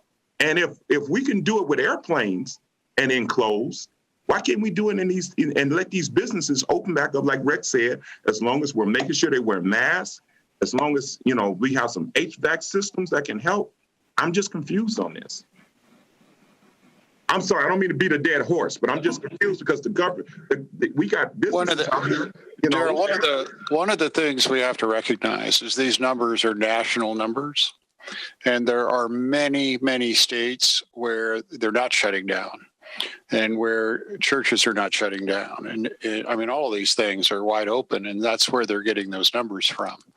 We tend to look at statistics as if they were gathered in our own city and based upon our own experiences. But this is a much broader sampling than that.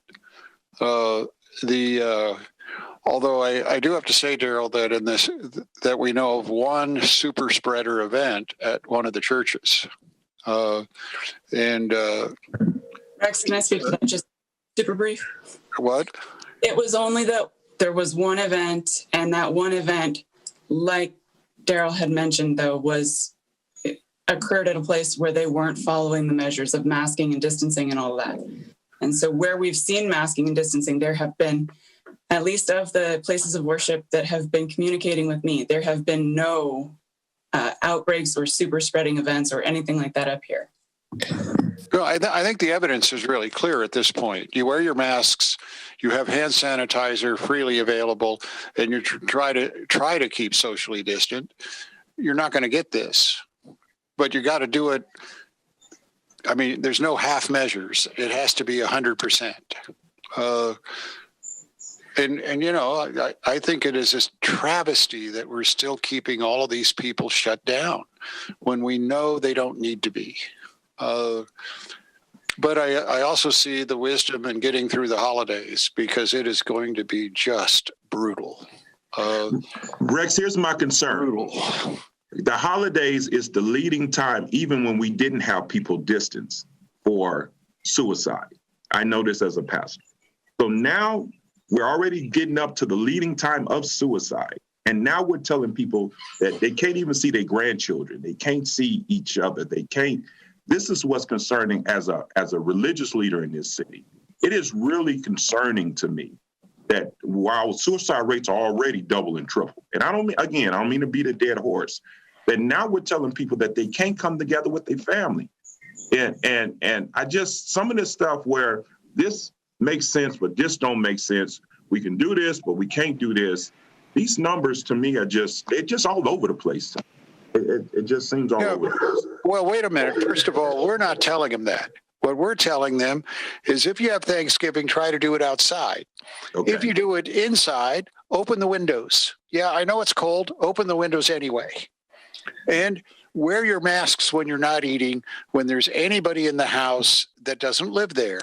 I mean, how simpler can it be? Is it inconvenient? Yeah, it's inconvenient. But if we did that, we wouldn't spike at all. You know? Now, I agree, public health has a different view. But I really think that's just a bureaucratic malaise that we so often see, where once they make a decision, they don't know how to change it. You know? And until the people get upset enough to make them change it, I think that's the way it's going to stay, unfortunately. Mayor, may I address the group here at the meeting? I think what you're saying makes a lot of sense. I think what happens is people's behavior is inconsistent. They may wear the mask when they're in public, but they'll take it off when they're inside, when they're in a social gathering. They let their guard down. Or maybe there's a pocket of a community that doesn't believe in masking, and they get together with multiple families, have a big party, and then suddenly every one of the families has people that are sick, and suddenly somebody has to come to the hospital, and then they have an epiphany that, oh my God, now I believe it because somebody in my family's sick. But we don't have to wait for everyone to get sick. We just need to do what you're saying, which is wear the mask, wear it consistently. In fact, we can get together with each other if we do those social things. It's better to get together in small groups than big groups. It's better to get together outside than inside. And it's better to not do the things which are going to spread things. That's partially why if you see the high-risk things, it's all about expected behavior. Singing, sweating, drinking, and yelling are things that are going to cause things to go airborne. And you're going to spread it not just to the person next to you, but to the people several tables away. And that's why those things are in the high-risk groups, whereas people sitting quietly on an airplane may be a lot lower risk, even though they're only 18 inches apart, because they're not really talking to anybody. They're reading a book or watching a movie. So if we use common sense, but I really like the idea that Jason brought up that the city's intending to do a public health campaign, because I think we can tell people, be a hero, wear a mask. You guys Lancaster's been a leader in this, and we are just right now, these spiking numbers of young people are showing some corona fatigue, and we just need to redouble our efforts here. And we're blessed that we have a lot of young people getting it rather than older people, but if they transmit it to old people, we'll see a lot more people in the hospital. So, this is our time to redouble our efforts. I concur. Thank you. And remember, 3/5 of the council is really old. We're scared. There is one new good thing that's out. Eli Lilly's product, although it didn't do well with sick hospitalized patients, it's been approved to use in mild to moderate people that are well enough to go home. So it could be something that may be useful if you come in, we find you are COVID positive, but you're well enough to go home. And people that are high risk for having a bad outcome, they may be people who might be appropriate once we actually have it available to give to prevent maybe it going on to more severe disease, which would be very important in senior citizens and people with diseases like diabetes and obesity and those sort of conditions. Dr. Trung, where are we on the exomes? So I talked with several people from Direct Biologics. They're the ones that are making this ExoFlow. This afternoon, I was able to talk with the medical liaison to see if we can start using it on our critically ill patients. It requires some paperwork, protocol, FDA approval. It's just a few steps to do, but we do this. We've done this before, so we're hoping to be able to be added on for their compassionate use program, emergency use program. So we're working on that. We'll start with AVH, and if it does well, we'll spill over to Palmdale Regional to be able to make it available for our very sick COVID patients. I don't know if you know now, we understand COVID very well. COVID infection now has 3 stages. The first stage is the infection stage, the viremia stage. At that stage is when you need the antiviral. So remdesivir works well there. The antibodies, the transfusions, it works well in the first stage, first 10 days. The second stage is inflammatory stage, the next 10 days. That's when you need steroids like dexamethasone. Because during the inflammatory stage, when you had heart inflammation, you get kidney inflammation, just all the organs get inflamed. So at that stage, remdesivir doesn't work. Antibodies don't work. None of the medications available now really work because at that point it's inflammatory. And then the last stage is the clotting stage. After you've gone through all the inflammation, now all the organs begin to clot. And that's when you get strokes, you get kidney failure, you get pulmonary embolism. And at that stage, you need to give patients lots of anti-clotting, lots of heparin product. So where the patients come in, like Dr. Stock says, at the earliest stage where the virus is multiplying, give them the Eli Lilly product so that they can go home. And then if they're too sick, they get into the hospital, remdesivir, transfusions, the biologic products that you have. But beyond that, then steroids and then clotting. So we're understanding it very well. It might be that's why our patients aren't dying, and we're doing relatively well out here compared to the rest of the county.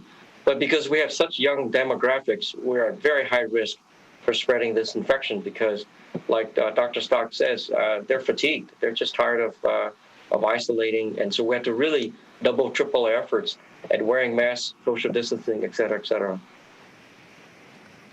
Thank you. You guys are doing a fabulous job, and you really have made it state of the art. I'm just really proud of it. This is a great place to live, really. Thank you. Okay. Okay, should we move on? Everybody good with that? Yes. Okay, and now I got to find my script.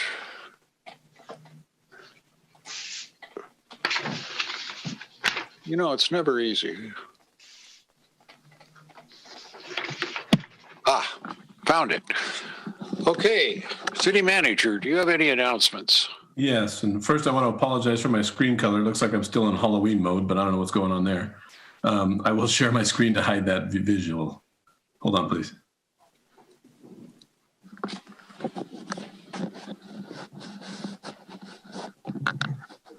So good. Just a quick updating. There's a couple things that are coming on the future. This is a little taste of the upcoming brand that we'll be launching between now and the next council meeting. So we wanted to give you a little taste of that and where we're going with that, so the community will start seeing that soon. Also, COVID testing. You mentioned it, Rex. We've got a free COVID test that is ramping up quickly as once we opened up that it's free. So we're going to continue to market that effort.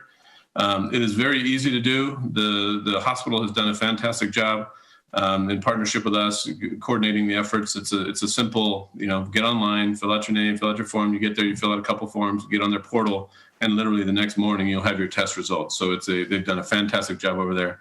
Salute to the nurses and the team that's working on that. Of course, the lab folks that are doing those testing. It's been very, very successful. So we continue to push people there. It is free for Lancaster residents. It is important to do, as you can see from the numbers, but we would encourage more people to continue to do that. Halloween was also a success virtually. We had 14 posts in some of the events that we were doing. We reached 77,000 people with our events that include the pumpkin carvings to outreach and some of the other events we were doing with MOA and some of our other teams. They just did an amazing job. We had a bunch of contestants who were Halloween contestants, stuff like that. So the community participated well.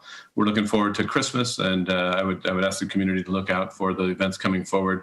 They too are also going to be trying to keep the community engaged, involved, and celebrating our Christmas season with the community. So we're going to continue those efforts. This again, we talked a little bit about the brand. This is just a little touch of it. This is a zoomed in picture, so you can let your imaginations run wild, but nonetheless, we're going to be launching the new brand by the end of the month, as well as updating our website and a lot of the other marketing efforts that we do with our brand, and we're looking forward to that. The design is finalized, and we're working on outreach and how to promote that this year and roll it out. So we're looking forward to that. We appreciate the community support who's engaged in that process through focus groups, as well as surveys, as well as the city council who put in their leadership and their vision into that process. So we appreciate your guys' insight. That'll be coming out very soon.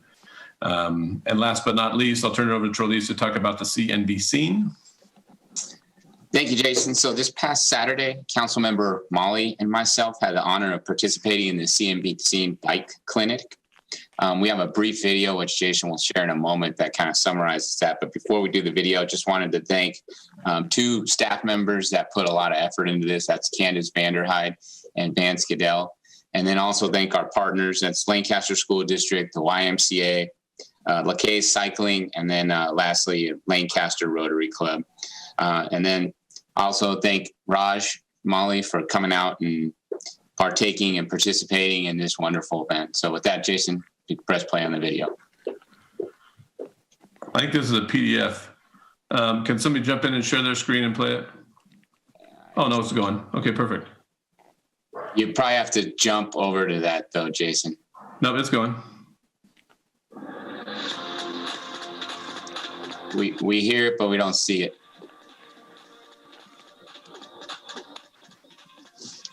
Over the last several years, our council really prioritized safety. Earlier this year, we adopted our Safer Streets Action Plan, council did. And as part of that, we came up with a CNB Scene campaign with our primary purpose of making our roadways safer for pedestrians and cyclists. In that CNB Scene campaign was this bike clinic component where we're bringing the kids in, they bring their bike here, it gets worked on, it's more operational, it's safer for them, they get some safety education. Okay, let's move on. That they can wear. And then Sorry. Obviously, there was technical difficulties there. We'll be sharing that online. Sorry about that to all the people involved. I know Raj was there, and we appreciate his support and being there. It was just a great event for everybody. So thank you, guys.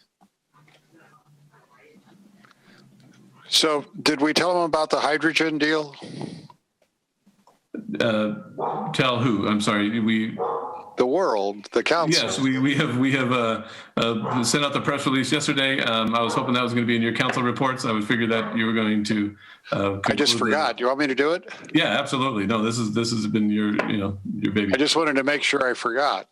Sometimes I thought I forgot, but I already said it, and people give me that. You know how you give old people that look when they're repeating themselves? I get really nervous when that happens. All right.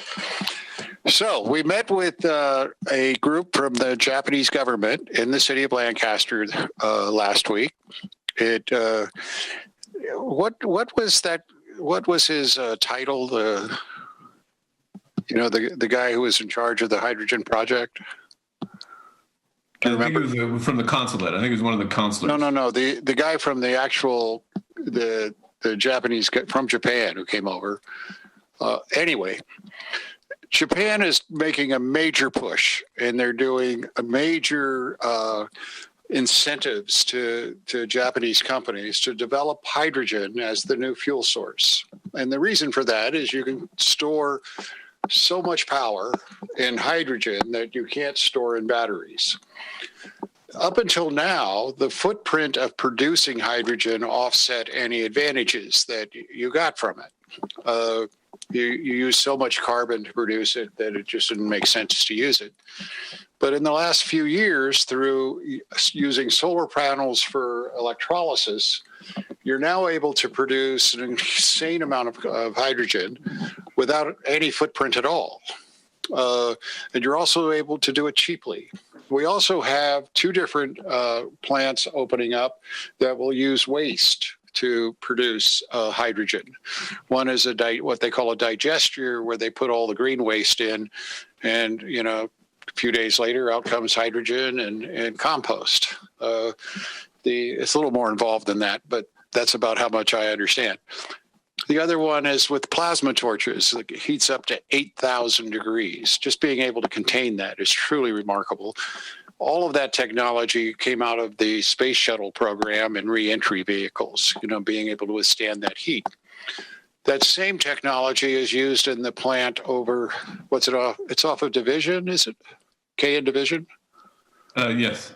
We have those mirrors that create hydrogen by heating a container up to 2,000 degrees, and it cracks hydrogen and oxygen out of water vapor. We've slowly been moving in that direction. But now Japan is going to make a major investment into Lancaster. And we will, with the goal of us becoming the first hydrogen city, meaning we can go off the grid. They have these hydrogen fuel cells now that you can put next to your house, plug in, and never take an electron off the grid again. You just have to keep the hydrogen filled. Now, eventually, we're going to do that through the gas lines, because there's no reason you couldn't run hydrogen through the gas lines. And it also is able to store copious amounts of hydrogen that way. But today we issued what's called the Hydrogen Challenge to all the other cities in the world, asking them to join with us to make the commitment to convert to a hydrogen economy. I have given speeches all over the world. Jason has come with me on most of those speeches. We've been to Australia, we've been to Abu Dhabi, we've been to Dubai, we've been to China, giving the same climate extinction speech in all that Lancaster is doing to fix it. Ken didn't you go to Switzerland and get some big, huge trophy bigger than you? No, I went to Vienna, but close. Okay, Vienna? And I did get a big trophy on behalf of the city. Right, and the city is the Green Power City designated by the EPA for 2020.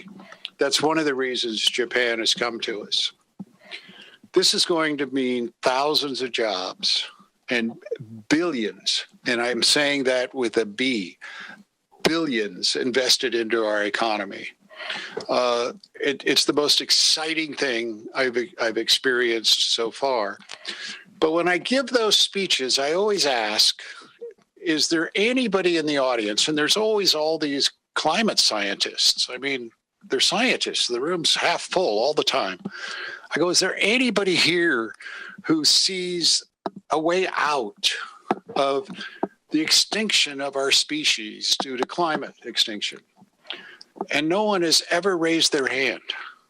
Nobody has ever seen, even if we do everything right, they haven't seen a way we could survive.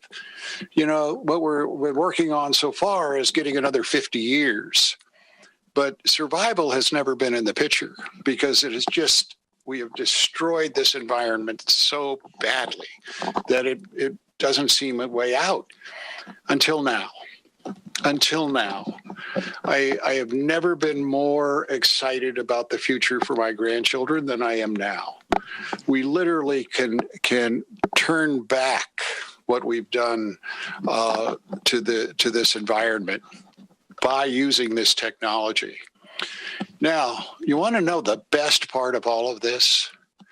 Those fuel cells that you can run factories on, you can run houses on, you can run stores on, those hydrogen fuel cells, what they do is they take hydrogen and turn it into electrons and water.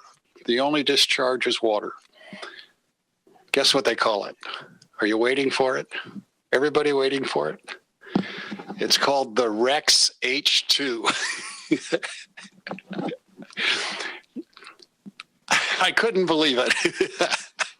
I had nothing to do with it. I want everybody to know that before it comes. Anyway, that is my closing statement for tonight. Do we have any members of the public that would like to share something with us? City Clerk? At this time, anyone wishing to comment on non-agendized items, please press *9. I'll announce the last four of your call-in number when it is your turn to speak. Please state your name and eliminate background noise. Individual speakers are limited to 3 minutes each. State law prohibits council from taking action on items not listed on the agenda. Please press *9 at this time if you would like to comment on non-agendized items. Caller with the last four, 7946. Please state your name.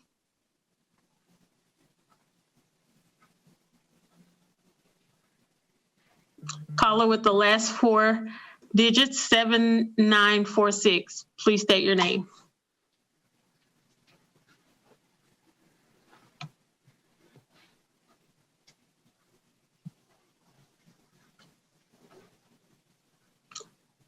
Caller with the last four digits. Oh, are you there? Caller 7946.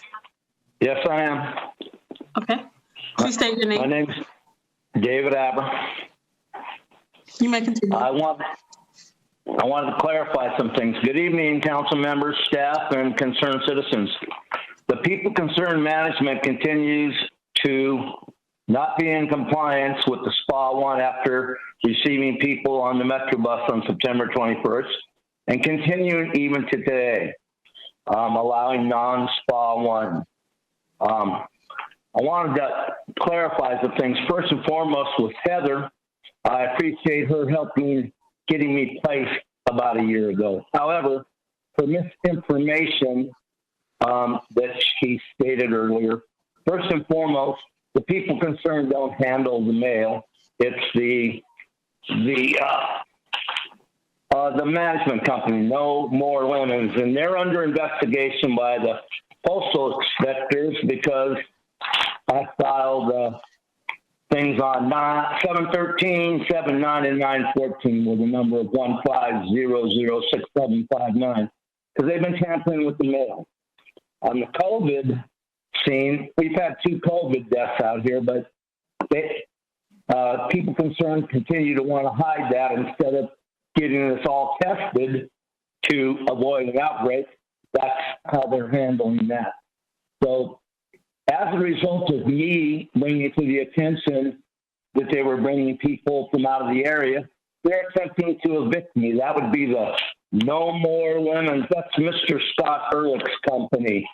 So instead of trying to help people, they're harassing them. And I believe that's called retaliation for notifying a government agency. So I've left several messages for Heather. She doesn't return calls. And like I said, I take issue with her misleading you with the hot water issue.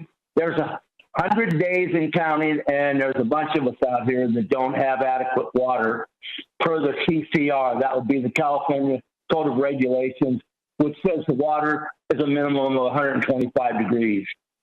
All of us being adults out here can, put on gloves if it's too warm, but we can't wash our dishes and avoid, as the mayor so eloquently put, washing our hands and paying attention. We can probably, not get caught up with the virus by just cleaning our hands and wearing a mask when necessary.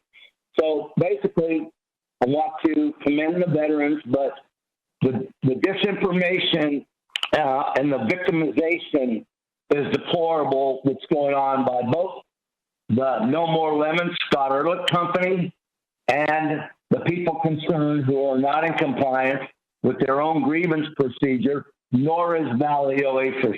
So those are the facts. So if anybody wants to debate those, I think when it's all said and done, I know who will have given the correct information and the truth, like I always have.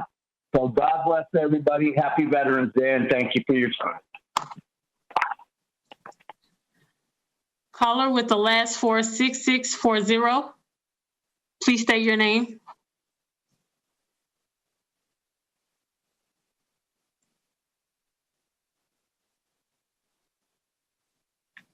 Caller with the last four, 6640. Please state Hello, your name. good evening. Hello? We can hear you. Hi, good evening, council members and Lancaster residents. My name is Louis Burns. What has prompted me to address the council today involves a series of conversations I've had with medical professionals and public health employees in regards to the safety of electromagnetic frequencies and modern devices that require this technology, namely Wi-Fi and cell phones. The purpose of my presentation is to create awareness of an issue that has been overshadowed by politics, capitalism, and ignorance. Nearly a decade ago, I was admitted to the hospital for a variety of symptoms, including trouble breathing, intestinal issues, diarrhea, chest pains, sinus issues, and chronic insomnia. Months later, I began to feel burning sensations when I was near electronic devices.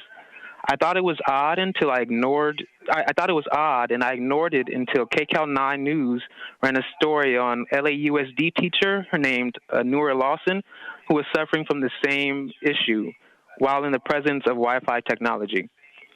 After further research, I discovered we were not alone. This condition has been given the name electromagnetic sensitivity, although some believe it is a reincarnation of an illness known as microwave or radio wave sickness that has been known about since the 1970s. The telltale signs are many, but generally include sleeping issues, heart palpitations, trouble breathing, and burning sensations. The World Health Organization has estimated that a few individuals per million are impacted by this issue. Others have argued that the amount is much more. Some have argued that those who are sensitive are like canaries in the coal mine, warning all of the dangers of electromagnetic frequencies and wireless devices. After a failed attempt at continuing my educational pursuits at ABC earlier this year, which was cut short due to my sensitivity, I had a conversation with a chairperson of a science department. Well, I repeat, a chairperson of a science department who is also concerned about the negative health impacts of wireless technology. And they recommended an article from a reputable science journal that I now recommend to you. It's entitled Wi-Fi, an Important Threat to Human Health. And it's written by Caltech and Carnegie Mellon graduate Martin Paul. It's included in the Journal of Environmental Research. And this document was also shared with me by a telenurse employed by the LA Care Health Plan. In exploring the possibilities of suffering from mental illness, I sought advice from both a psychologist and a psychiatrist here in Lancaster. The psychiatrist was intrigued by this issue and wanted to learn more, while the response from the psychologist was unexpected. He encouraged me to speak before you today because he also believes wireless technology is negatively impacting our health. He even discussed the sad truth that too many of us are too far complacent with, that the telecommunications industry is a multi-billion, perhaps trillion-dollar industry that will use all of its power to hide the truth that the technology it employs does come with negative health consequences. If the truth is hidden, how can consumers make informed decisions in regarding how they use modern technology? During a call with a public health employee, I addressed a high-pitched sound I've been hearing since February, and I was told that it's likely resulting from increased frequencies in Wi-Fi usage. Yes, it's possible that I've been hearing Wi-Fi signals, and again, I'm not alone. The sound has been heard by others, and it's possibly the result of something called the Frey effect, which occurs when people can hear microwave pulses. Did you know cell phone towers can negatively react with the wiring in your home? I was told this by a SoCal Edison employee who measures magnetic fields. Through further investigation, I discovered that the health department radiation management unit has no jurisdiction over the type of radiation emitted by cell towers or Wi-Fi devices. So how can we hold people accountable for these potentially dangerous devices? We are really putting the carriage before the horse when it comes to mobile technology. Lastly, I would like to leave you with a few resources regarding the issue. There is a website, ehtrust.org. and it's headed by a former EPA employee named Deborah Davis, who's recently sued the FCC over outdated health standards involving modern technology, and she also warns of the health effects of 5G, which terrifies me, by the way. There's also a documentary called Generation Zapped that you can find easily online. It's revealing how it's like to live with sensitivity, and it includes commentary from USC and Columbia University professors. And there's also the science article that I mentioned previously that I really suggest you at least glance through. Once again, it's called Wi-Fi, an important threat to human health, and it's written by Martin Paul. Okay, thank you for your comments. We appreciate it. Your time is up. Thank you. Thank you. Caller with the last 4 digits, 7232, please state your name.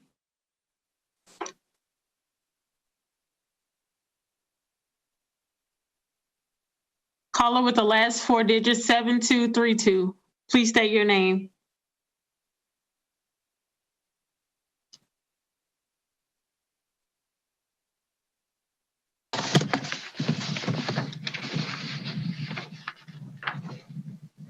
You may state your name.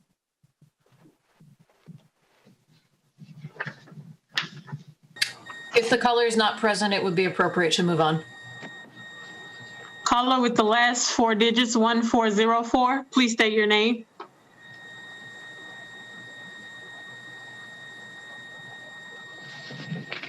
Hello.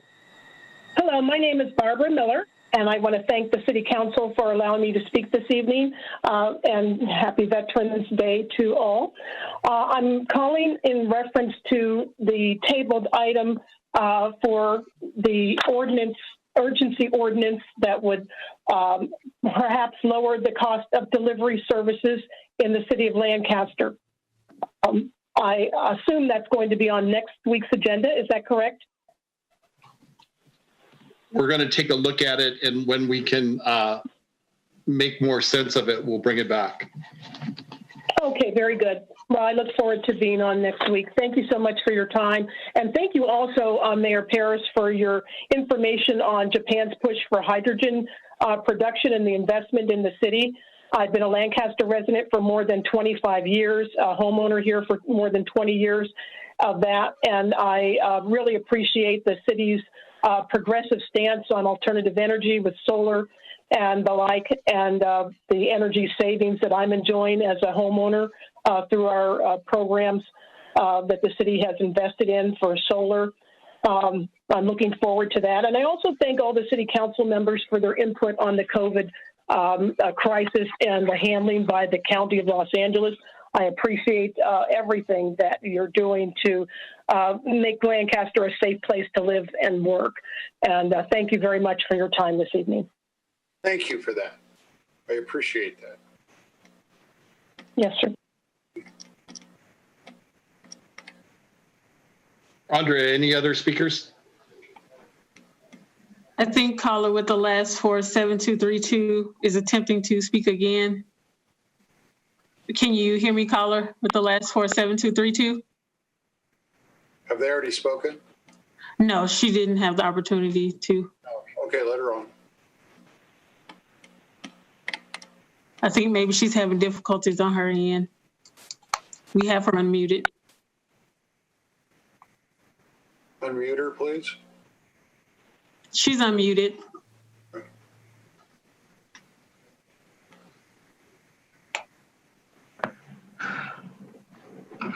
Is that Fran? I believe it is. Come on, Fran, you know how to do this.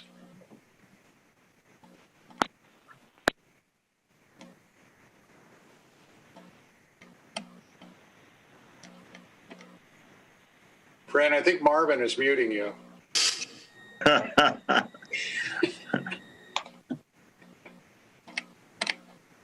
Rex, can I ask you a question while we're waiting on Fran? Sure.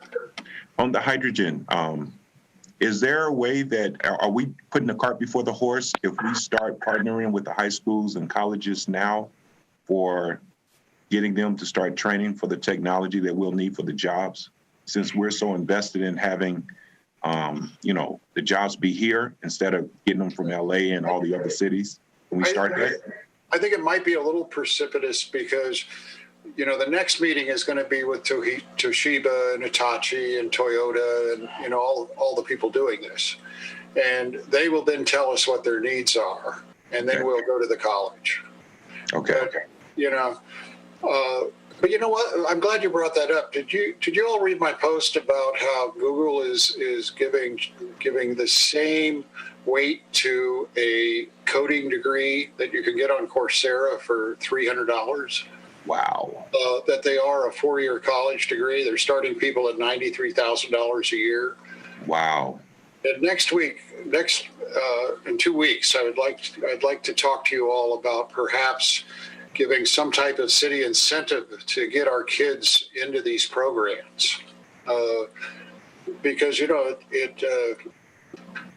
I think the world is waking up to the fact that most of that 4-year degree could be probably done in 6 months. As far as what we actually use, if we could be on the forefront of getting our kids these great jobs, we should do it. The other thing I wanted to talk to everybody about, and I forgot, was Measure LC passed, which means there is a significant amount of funding available, but we need to appoint an oversight committee so we don't, waste it on stupid stuff. So hopefully what I would like to see is I'd like to see everybody who would like to be on that committee to apply. And then the council will, along with me, will make the decision as to who and how many will be on the committee. There has to be a minimum of 5. It could be more people. But this is going to be a huge opportunity. Obviously, the first thing the city's going to do is take care of things that need to be taken care of because we've been putting them off. But then after that, we're in a position where we can do some great things with this additional income. And I want us to make wise decisions. And so I'd like the wisdom of the crowd, essentially, from the citizens that would like to participate in this to come forward. This is a huge opportunity for all of us. It could make a difference to everybody who lives here.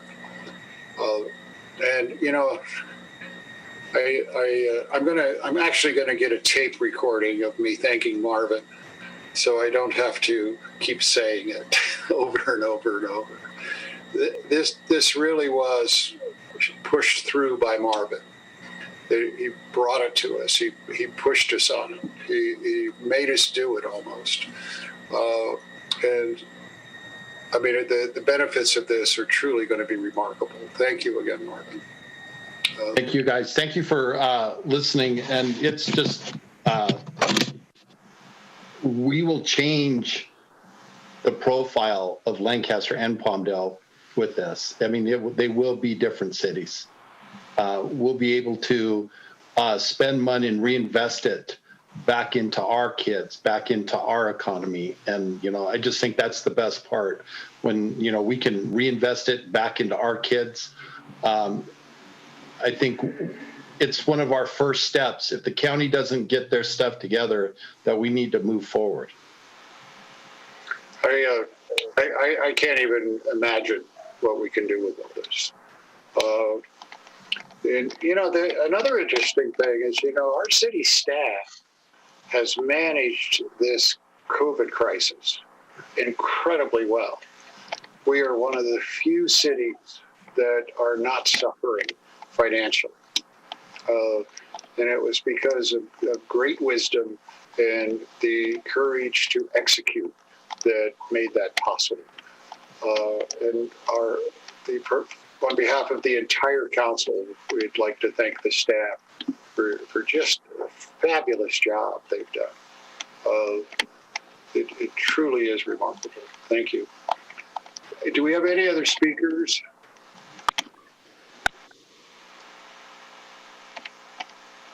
No other speakers at this time. I'm sorry, what? No other speakers at this time. Thank you. Are there any comments from the council? Hearing none. I just want to make sure, Rex, that everybody understands, I'm sure that everybody would agree with me, is the veterans, how much we appreciate them. Yeah, we wouldn't be here without them, would we? No. I concur with that. Okay. I think we should wish everyone a happy Thanksgiving because next council meeting is preempted by the Thanksgiving holiday. So happy Halloween. Happy Thanksgiving. Heather, do you have a comment?